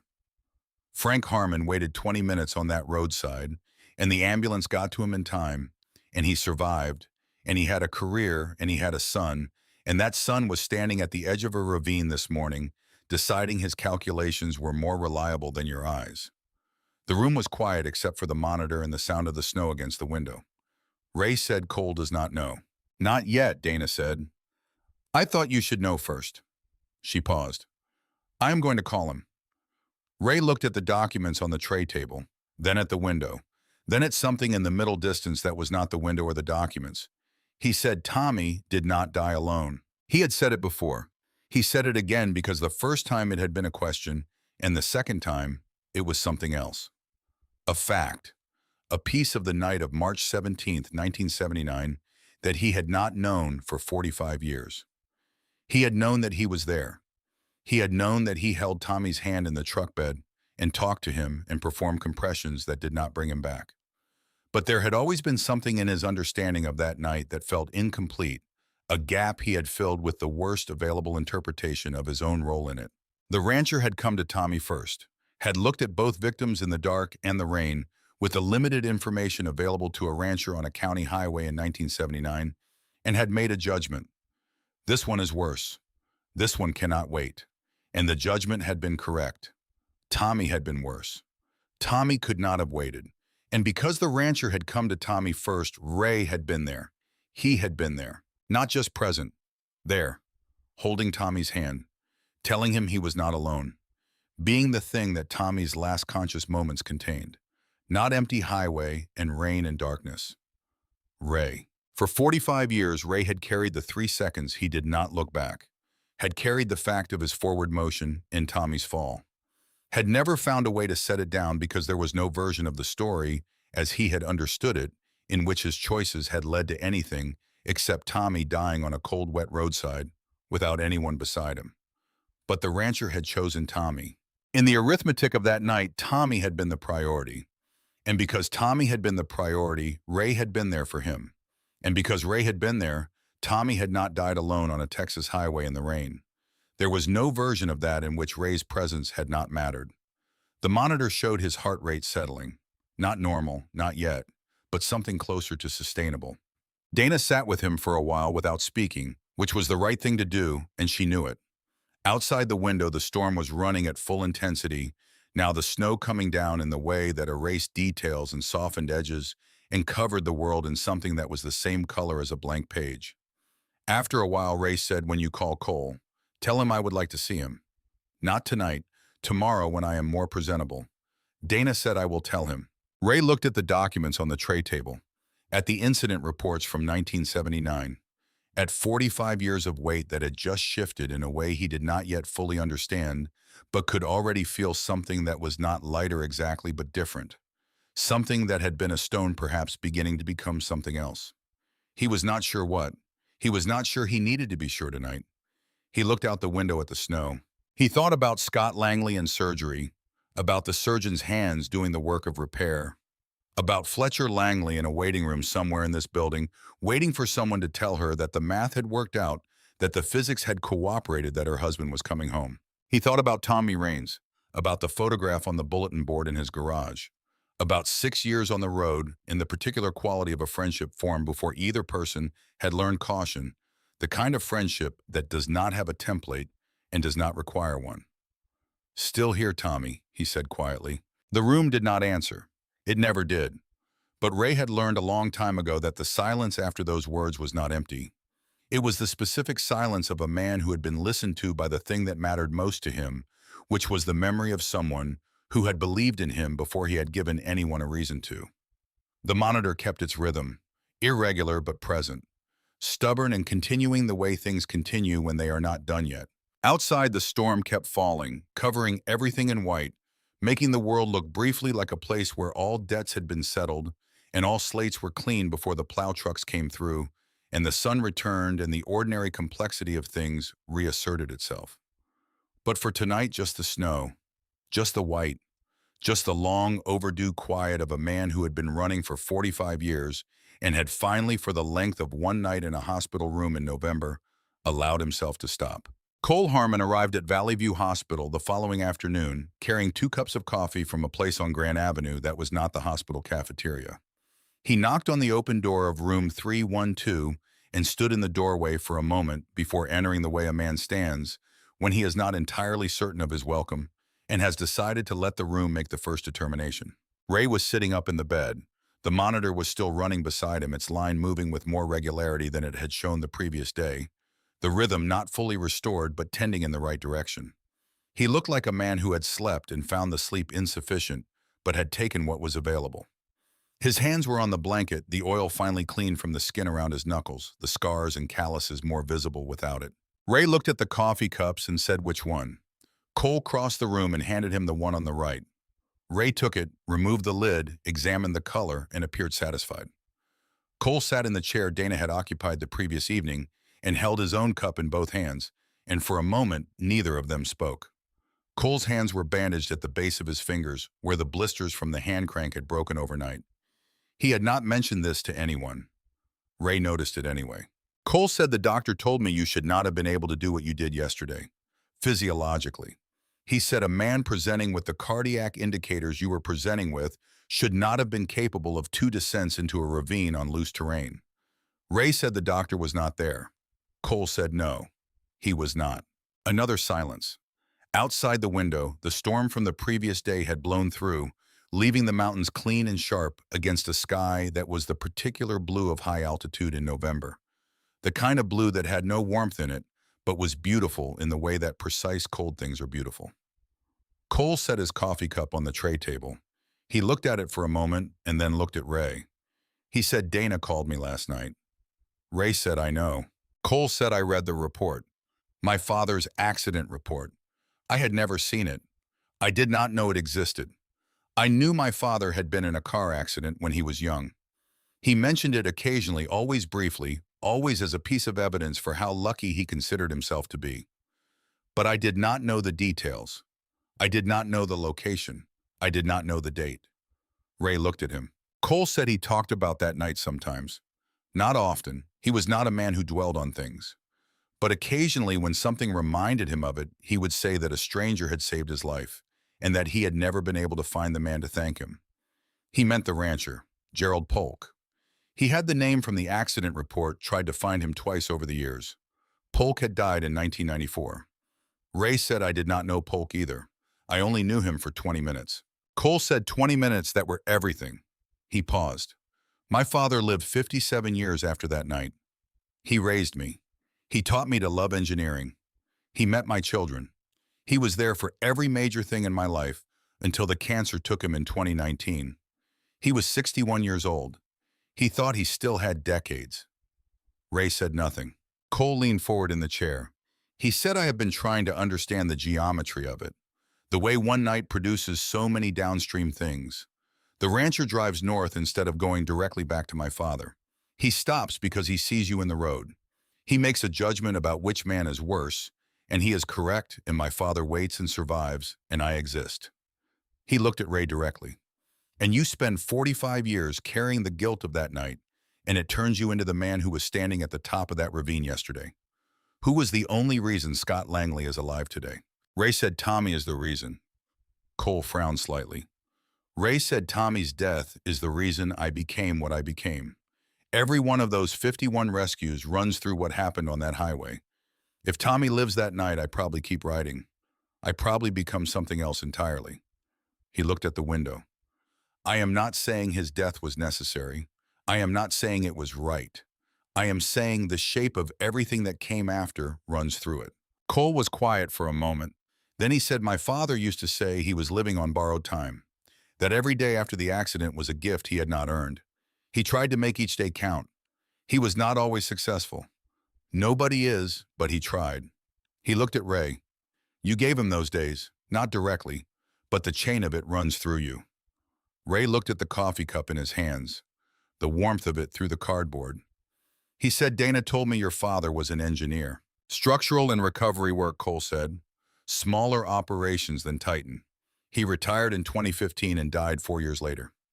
He never worked a scene like yesterday, but he would have understood it. He would have understood you. Ray said, did he teach you to be an engineer? Cole said he taught me to love precision, to love the satisfaction of a calculation that worked. He paused. He did not teach me what you taught me yesterday, that there are situations where the calculation has the wrong inputs and the precision is applied to the wrong problem. He looked at his bandaged hands. I have been doing this work for 3 years, and I have been very confident about what I know. Yesterday was the first time I understood the difference between knowing the method and knowing the thing itself. Ray said you went down into that ravine. Cole said you told me to. Ray said I told you what needed to be done. I did not tell you to do it yourself. You could have said you could not. You did not. Cole looked at his hands again. It needed to be done, he said, as if this were a sufficient explanation, which Ray understood it was. They sat together in the hospital room with the coffee and the clean mountain sky outside the window, and the monitor running its irregular but continuing line. And there was something in the room that had not been there the previous morning at the edge of the ravine. Something that had no name exactly, but felt like the specific quality of a debt being recognized rather than settled, which was the first step toward whatever came after debt. Cole reached into his jacket pocket and took out an envelope. He set it on the tray table beside Ray's coffee cup. Ray looked at it. Cole said, I want you to use that for the Autocar, the cable replacement, whatever maintenance the truck needs. He paused. I know you will say you cannot accept it. I am asking you to accept it anyway. Not as payment for yesterday. What you did yesterday has no price. As something else. An acknowledgement that my existence is connected to yours in a way that I only understood last night, and that this is the closest thing I have to a way of saying so. Ray looked at the envelope. He did not pick it up. Cole said my father never got to thank the people from that night. Polk was gone before he found him. You were a stranger he never knew to look for. Let me do what he could not. Ray picked up the envelope. Inside was a check. He looked at the amount, and then he looked at Cole Harmon, this 36-year-old man with the Stanford degree and the bandaged hands, and the father who had lived 57 years on borrowed time. And he understood that refusing the check would be a way of refusing the connection, which was a different thing from refusing money. He said the cable cost about $4,000. Cole said, I know. Ray said this is more than $4,000. Cole said the rest is for whatever comes next. Ray put the check back in the envelope and set it on the tray table, and did not say anything else about it. Dana came in the early evening with a folder under her arm and a paper bag that turned out to contain a sandwich from a place Ray had eaten at for 30 years, the kind of sandwich that was not possible to obtain from a hospital cafeteria. She set the bag on the tray table and sat down and said nothing about the envelope, which was still there, which meant she had seen it, which meant she was being diplomatic. She said, Scott Langley is out of surgery. Surgeon says it went cleanly. He will be in recovery for a few days, and then he can go home. His wife was here most of the day. Ray said Fletcher. Dana said yes. She wanted to come up and see you. I told her you were resting. She left a note. She took a folded piece of paper from the folder and set it on the tray table beside the envelope. Ray looked at the folded piece of paper and did not pick it up yet. He looked at it the way a man looks at something he intends to read slowly, when the time is right, when the weight of the day has settled enough to receive it properly. Dana said there is something else. She opened the folder. Ray, your house. You have been in this hospital for going on 36 hours, and I realized this morning when I went to check on the Autocar that you have something at home you have been carrying a long time. She reached into the folder and took out a small brass key on a plain ring. She set it on the tray table beside the envelope and the folded note from Fletcher Langley. Ray looked at the key. She said, I found it on your workbench when I went to cover the autocar. Your house key. I did not go inside. That is your space and it is not my place. But Ray, she paused. Your wife has been gone for 6 years, and I know you well enough to know that there are things in that house you have not been able to face. She looked at him steadily with the directness that had always reminded him of Walt Brody at his best. I am not telling you what to do. I am just saying that after yesterday, after everything that yesterday turned out to be, maybe it is time. Ray looked at the key for a long time. He said, how did you know? She said, because I have watched you for 6 years. Because every time anyone mentions Clara, you change the subject in a way that is almost invisible, but is not actually invisible. And because I found the letter. Ray looked up at her sharply. She said, I did not read it. It was on the kitchen counter. I could see it through the window when I went around back to check the garage exterior. The envelope with your name on it. Still sealed. 6 years, Ray. Still sealed. He looked back at the key. She said, I will drive you home when they discharge you. You should not be alone for the drive or for whatever comes after it. But when you get there, I will wait outside. Some things need to be done alone. Ray said nothing for a moment. Then he said, you are very like your father. She said, he learned from you. Ray said, no, that part was already in him. I just gave him a reason to use it. He was discharged on the 5th day with a set of restrictions that the discharging physician read aloud with the emphasis of a man who knew he was reading them to someone who intended to filter them. No heavy lifting for 8 weeks. No strenuous physical activity for 3 months. Cardiac monitoring every 2 weeks. A list of medications. A follow-up appointment in 10 days. Ray listened to all of it. He said he understood. The physician looked at him with the expression of a man who has done his professional duty and is placing the outcome in the category of things beyond his control. Dana drove him home. The property on the eastern edge of Glenwood Springs looked smaller in the winter light than it did in other seasons. The corrugated walls of the garage standing dark red against the snow-covered ground, the yard reduced to its essential shapes under the white. The autocar was visible through the gap in the bay doors, the tarp covering it completely, only the chrome of the front bumper showing at the bottom edge, where the tarp had not quite reached. Ray sat in Dana's truck for a moment before getting out. She said, I will be here. He got out. He walked to the front door of the house, which was to the left of the garage, the small ranch-style building that he and Clara had shared for 39 years. He put the key in the lock, turned it, pushed the door open. The house smelled of its own stillness, the particular quality of air that accumulates in an unoccupied space. Not unpleasant, just still. He flipped on the lights. Everything was as he had left it before the hospital, which was as he had left it for years before that, which was largely as it had been when Clara was alive, with the exception of the things that a single person accumulates through the act of living alone in a space designed for two. He walked through the front room without stopping. Past the photographs on the walls, the record of their years together and images their wedding in 1979, both of them young and not entirely sure what they were walking into, which was the correct amount of certainty for that undertaking. Photos from the decades after the accumulation of a life built deliberately and with care. On the mantle, the photograph he had put there after her death and had not moved Clara at 62, 3 years before she died, standing outside somewhere, with mountains in the background, squinting slightly into the sun, smiling in the way she smiled when she was happy and aware of it simultaneously. He stopped in front of it. He said her name the way he said Tommy's name when he stood in the garage before a call, as a statement of continuing presence, as a refusal to treat absence as termination. Then he walked to the bedroom. The room was exactly as it had been. Her side of the closet still containing her clothes because he had not been able to address that, and had decided some time ago to stop trying to be able to. Her books on the nightstand, her reading glasses on top of them, folded, waiting for a use they would never have. He opened the top drawer of her dresser. The letter was there, white envelope. His name in her handwriting, the careful, precise handwriting that was one of the things he had loved about her, the way she wrote as though the words deserved the effort of being made correctly. The envelope was sealed.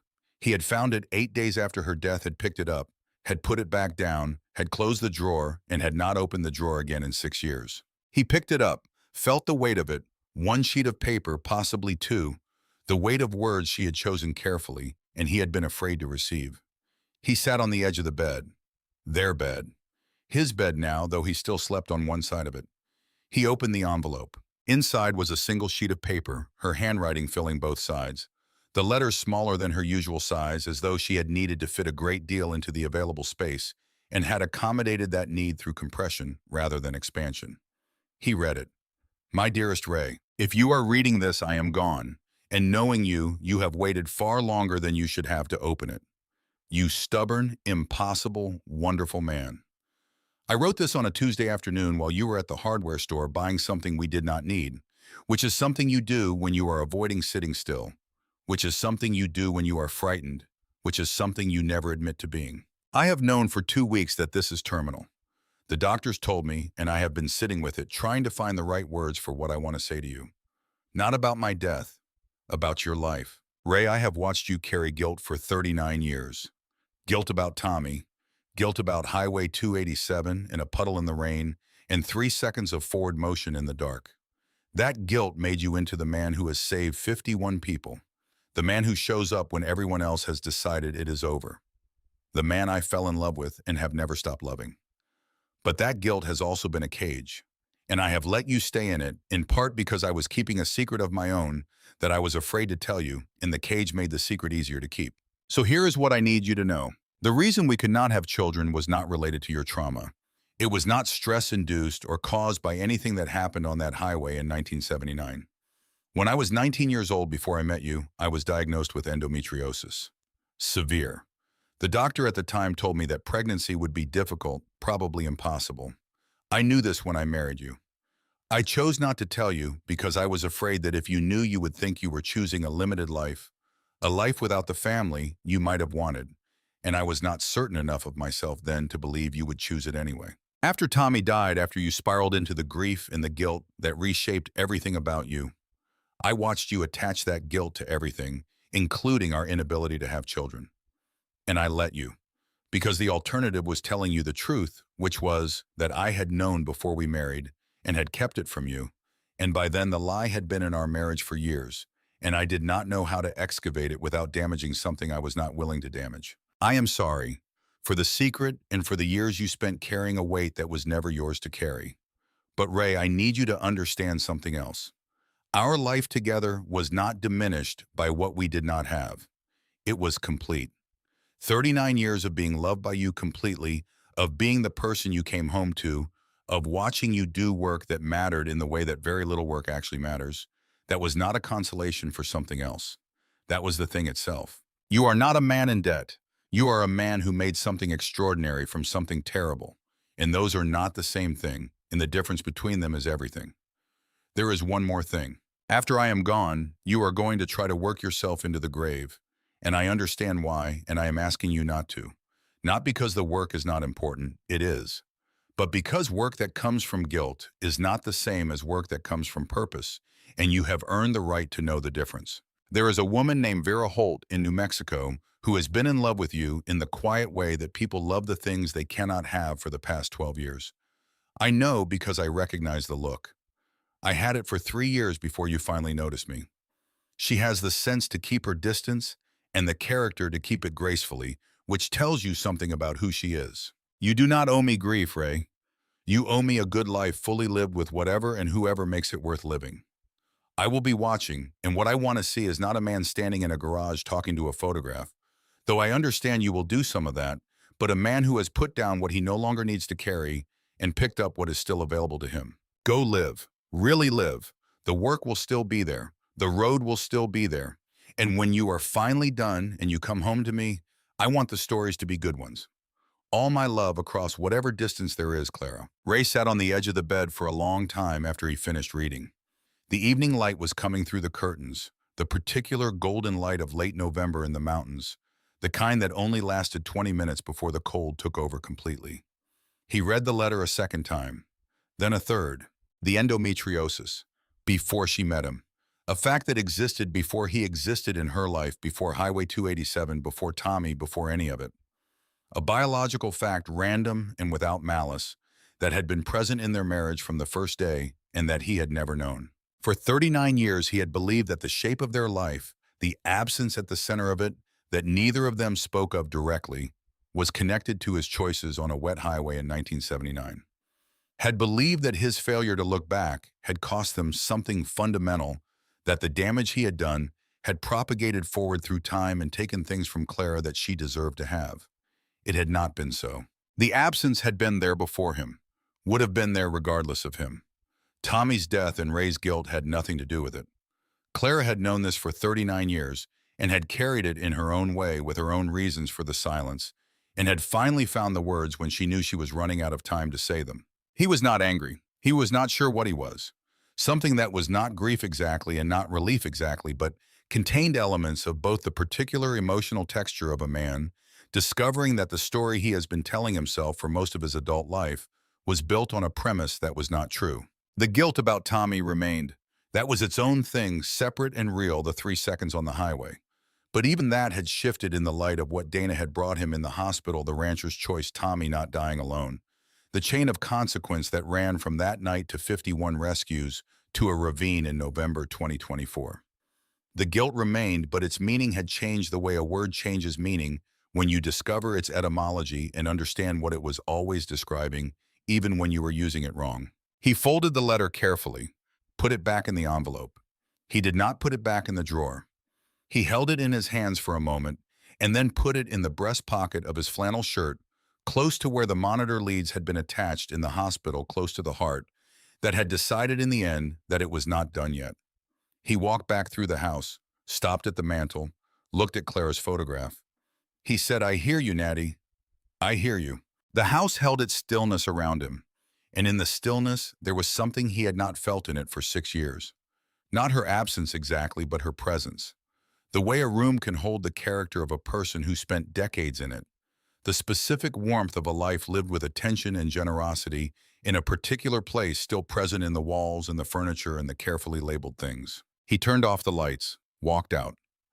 Dana was sitting in her truck in the driveway as she had said she would be, and when he came out, she did not ask how it had gone. She looked at his face, and whatever she saw there was sufficient.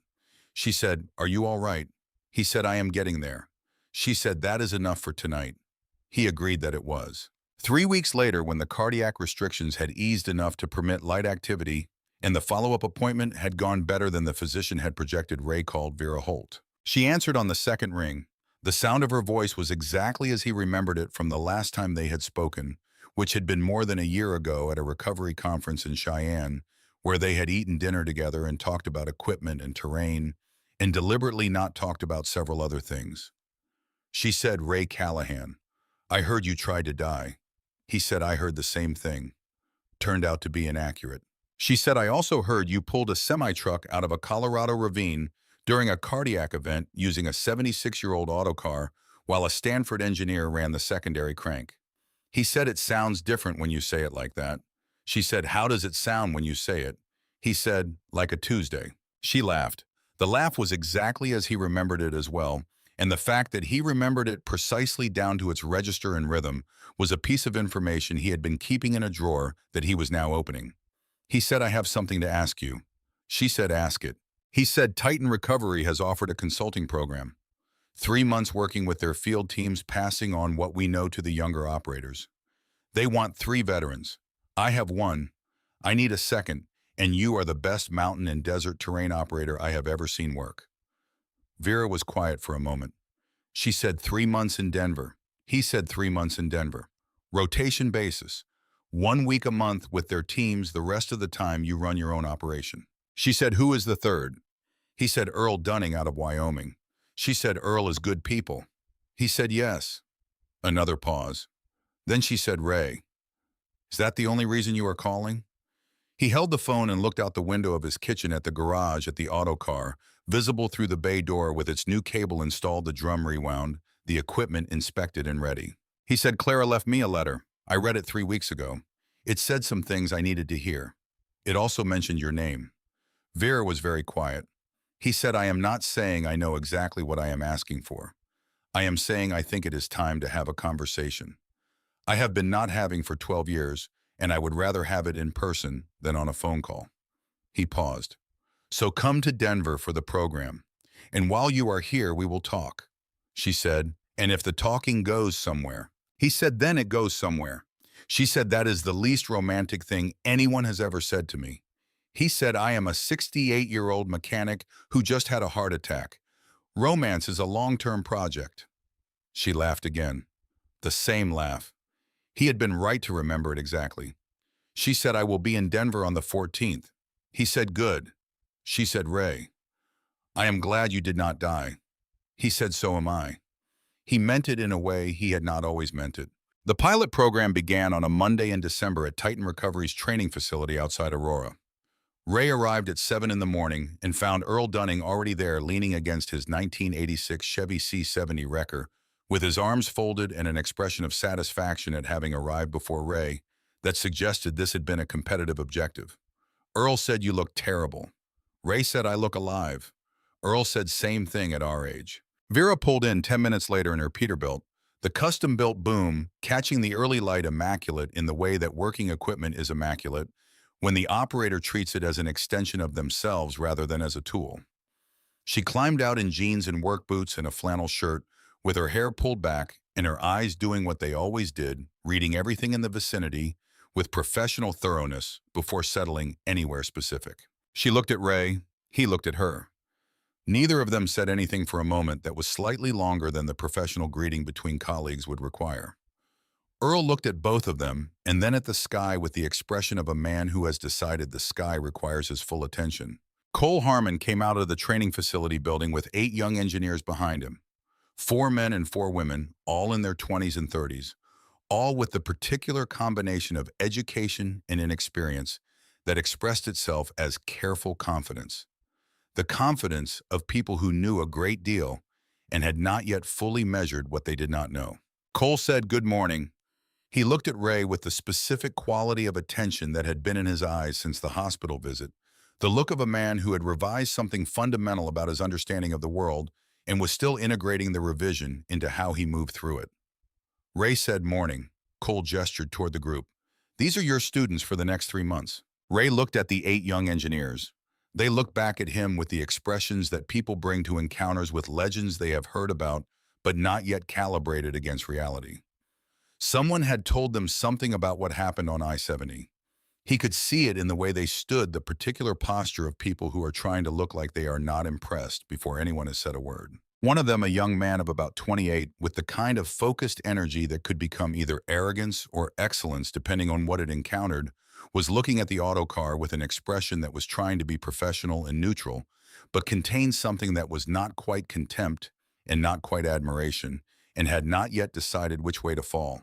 His name was Trent Albright.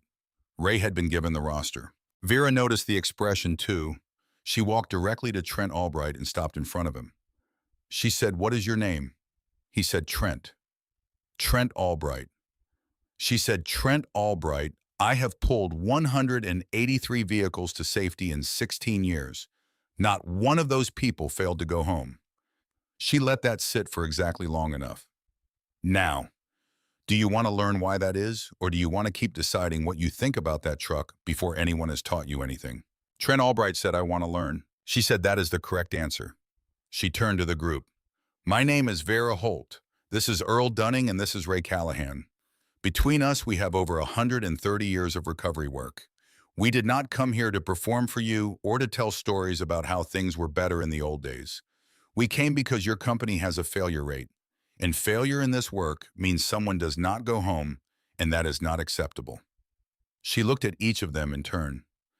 If you are willing to actually learn, we will teach you everything we know. If you are here to collect continuing education credits, there is the door. Nobody moved. Ray stepped forward. He said, see that truck? He pointed at the Autocar. 76 years old.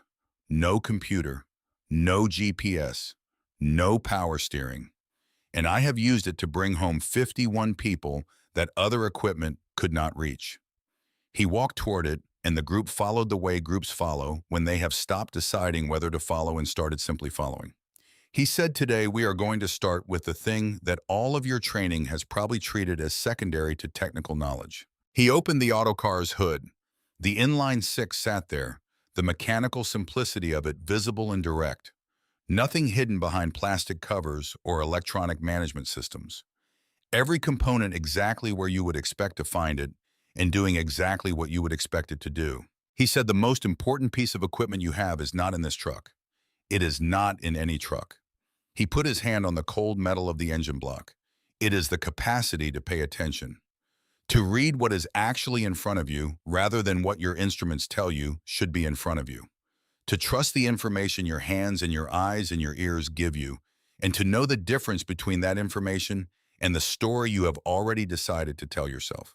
He looked at the group, at their faces, the attentiveness replacing whatever had been there before, the particular quality of young people who have encountered something that does not fit their existing categories and are for the moment genuinely uncertain, which is the beginning of learning. He said the engineers on I-70 last month were not incompetent. They were well trained and they were working from good data. Their data was wrong and they did not know how to discover that it was wrong because they had not learned to read beyond the data.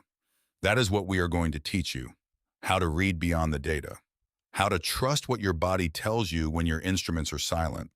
How to know the difference between a problem that cannot be solved and a problem that cannot be solved the way you are currently trying to solve it. Cole Harmon stood at the back of the group. He was not on the roster of students. He had come to watch. He would come back every week that Ray and Vera and Earl were there, and he would stand at the back and watch. And occasionally he would ask a question, and the questions would get better. As the weeks went on, the questions of a man who was not performing learning, but doing it. The morning sessions were hands-on.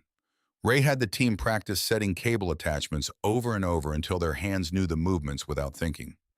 He watched them and corrected them and watched them again, paying particular attention to the ones who were frustrated by repetition. Frustration at repetition meant they thought they already knew.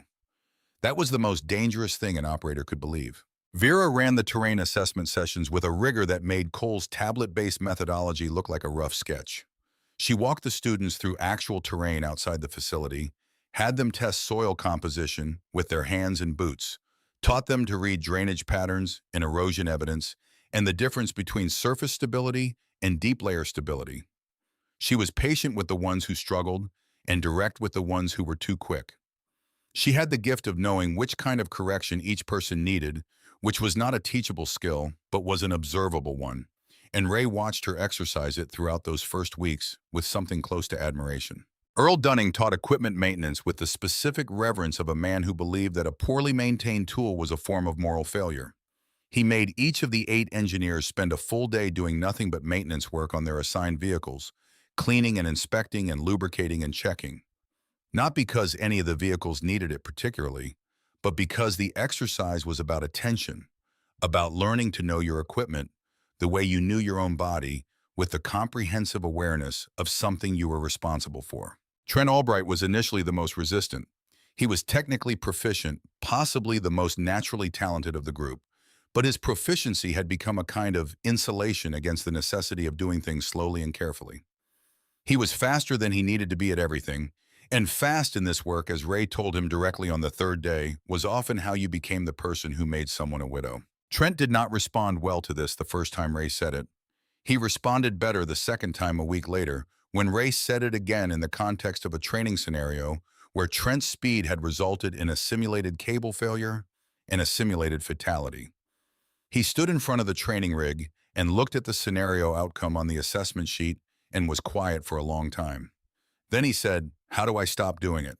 Ray said you practice being slow until slow becomes the natural speed and fast becomes the thing you have to consciously choose.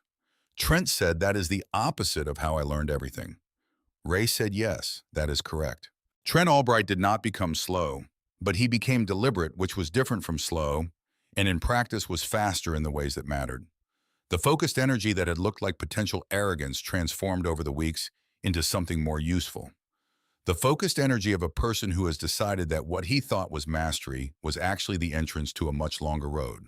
By the 2nd month, Trent was asking questions that surprised Ray. Not questions about procedure or technique, but questions about judgment, about how you knew when to push and when to hold, about how you maintained the clarity of assessment under conditions that were designed by circumstance to cloud it. These were questions Ray had been asking himself for 45 years and had not fully answered, and he told Trent so, which was itself a kind of teaching.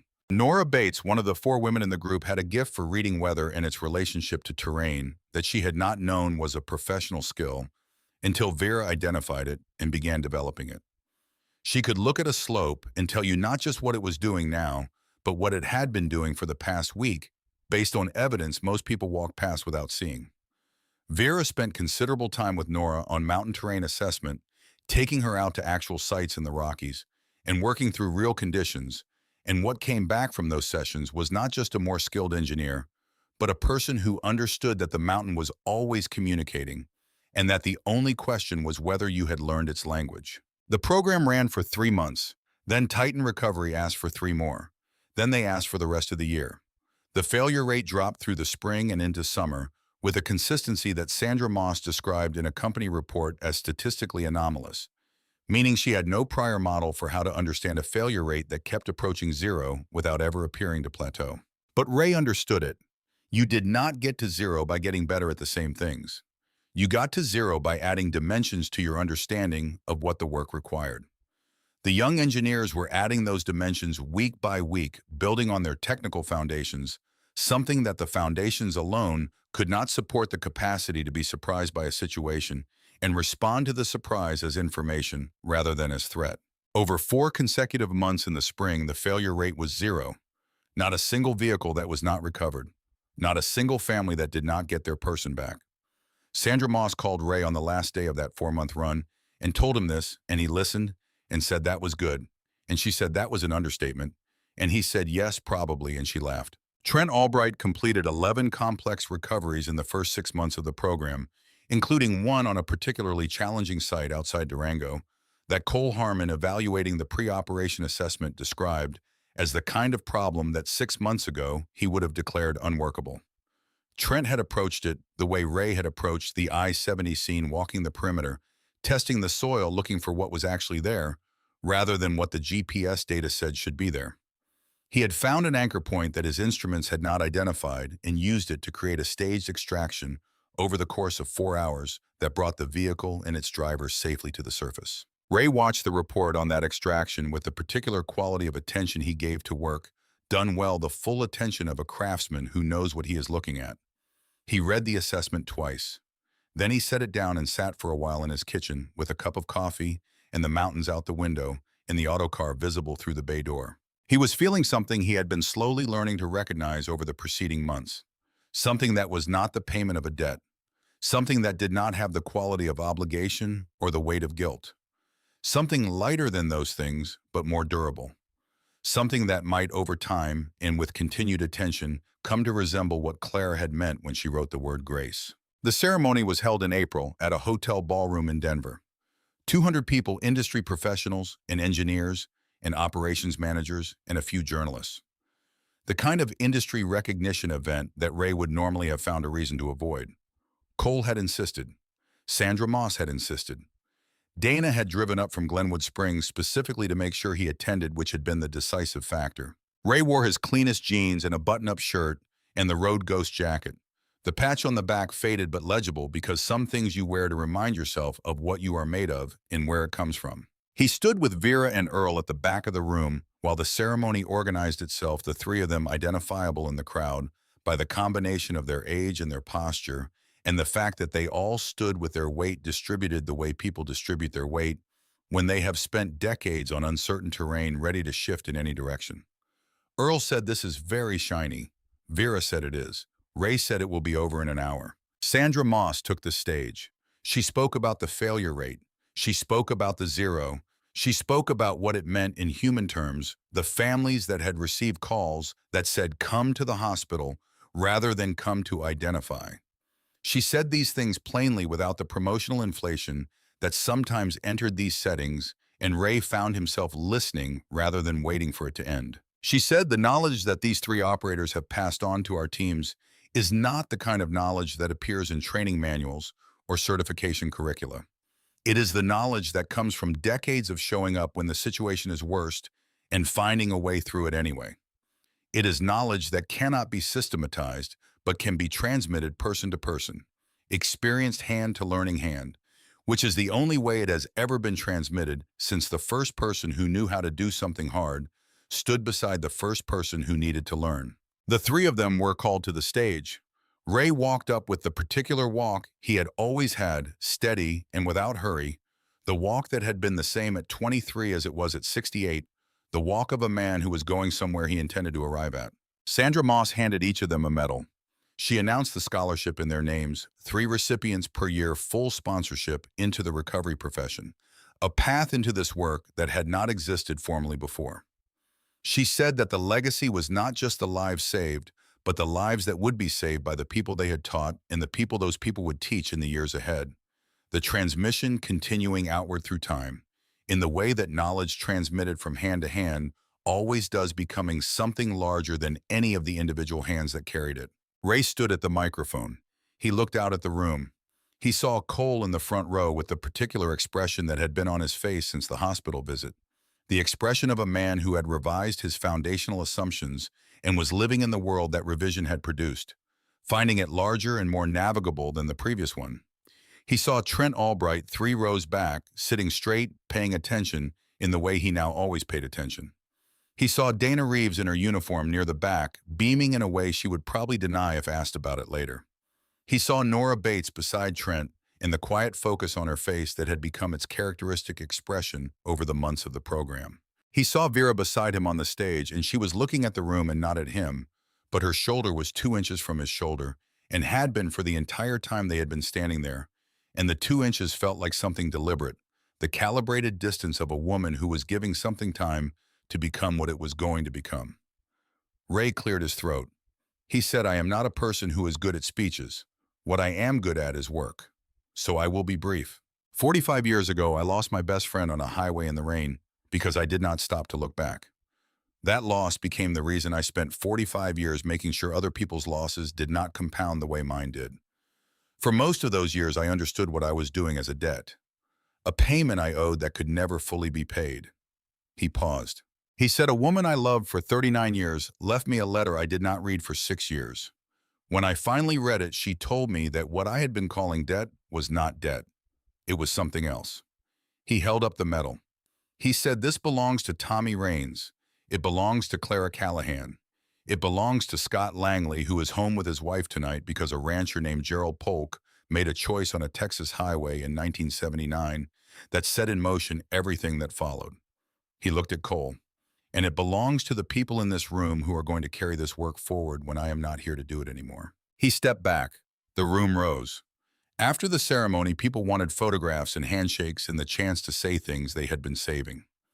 Ray was polite and present and patient with all of it, but after 30 minutes he had reached his limit for the indoor noise of a crowd and the fluorescent light and the particular smell of hotel carpeting.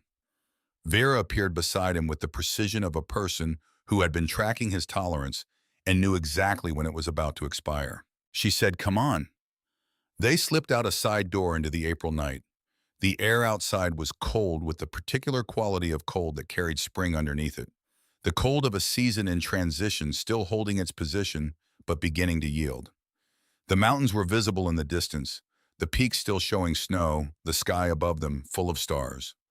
Earl was already outside, leaning against the wall, apparently having made the same calculation at approximately the same time. He looked at them, then at the parking lot, then back at them. He said, "I am going to check on my truck." He walked toward the parking lot without looking back. Ray watched him go. Vera said he is not going to check on his truck. Ray said no. She said he is giving us privacy. Ray said Earl has always been perceptive. She looked at him. She said, "Ray, I am not going to make a speech either. We have both been doing this work long enough to know that the things worth saying are usually better said directly." He said, "Go ahead." She said, 12 years ago, I looked at you and recognized something I had not been looking for and had not expected to find. You were married. You loved Clara. You were exactly who you should have been. So I kept my distance, which was the right thing to do, and I made my peace with it, which took longer than the right thing usually takes." She paused. "And then Clara died, and I thought maybe eventually. But you disappeared into your work the way men disappear into work, when they cannot bear to be still. And the years went by, and I kept my distance because that seemed like what you needed, and because I am not a person who pushes." He said, "Clara's letter mentioned you." She said, "Dana told me." She was quiet for a moment. What did it say about me? He said it said you had been in love with me for 12 years in the quiet way that people love the things they cannot have. He looked at her, and it told me not to be an idiot about it. Her words exactly. Vera looked at the parking lot, at the mountains in the distance. She said Clara was a perceptive woman. He said she was the best person I knew. He paused. You are the second best person I know. That is not nothing. Vera said that is still the least romantic thing I have ever heard. He said, I am working on it. Give me some time. She looked at him for a long moment. She said, Ray, I am not asking you to forget her. I am not asking you to replace something irreplaceable. I am asking you to do what she asked you to do in that letter. To live. With whatever that looks like. With wherever it leads. He said, I know. She said, do you? He looked at the autocar parked at the far end of the lot, faithful as ever, the chrome bumper catching the light from the hotel entrance, the dark red paint visible even in the evening.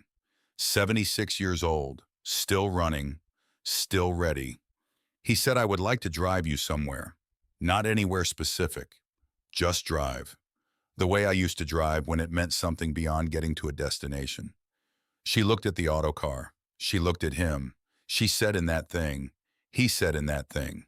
She said, does the heater work? He said, well enough. She said, then let's go. They walked together across the parking lot. He opened the passenger door for her, the door that required a particular lift to clear the hinge, a fact known only to people who had been in this truck enough times. She figured out the lift on her first try, which told him something. He walked around to the driver's side and climbed in. The cab smelled of leather and diesel and 45 years of work. The steering wheel was enormous under his hands. He turned the key and the inline-six coughed and turned over and caught with the deep rumble that had been the soundtrack of his working life, the sound of something built to last, built to carry weight, built to bring people home. Vera settled into the passenger seat, the seat that had held Tommy Raines on 10,000 miles of road and held the ghost of Tommy for 45 years after, and she looked out through the windshield at the Denver night with the ease of a person who was exactly where she had decided to be. Ray put the truck in gear. He did not look in the rearview mirror as they pulled out of the lot. Not because he was forgetting anything. Not because the past had loosened its hold or been replaced by something new.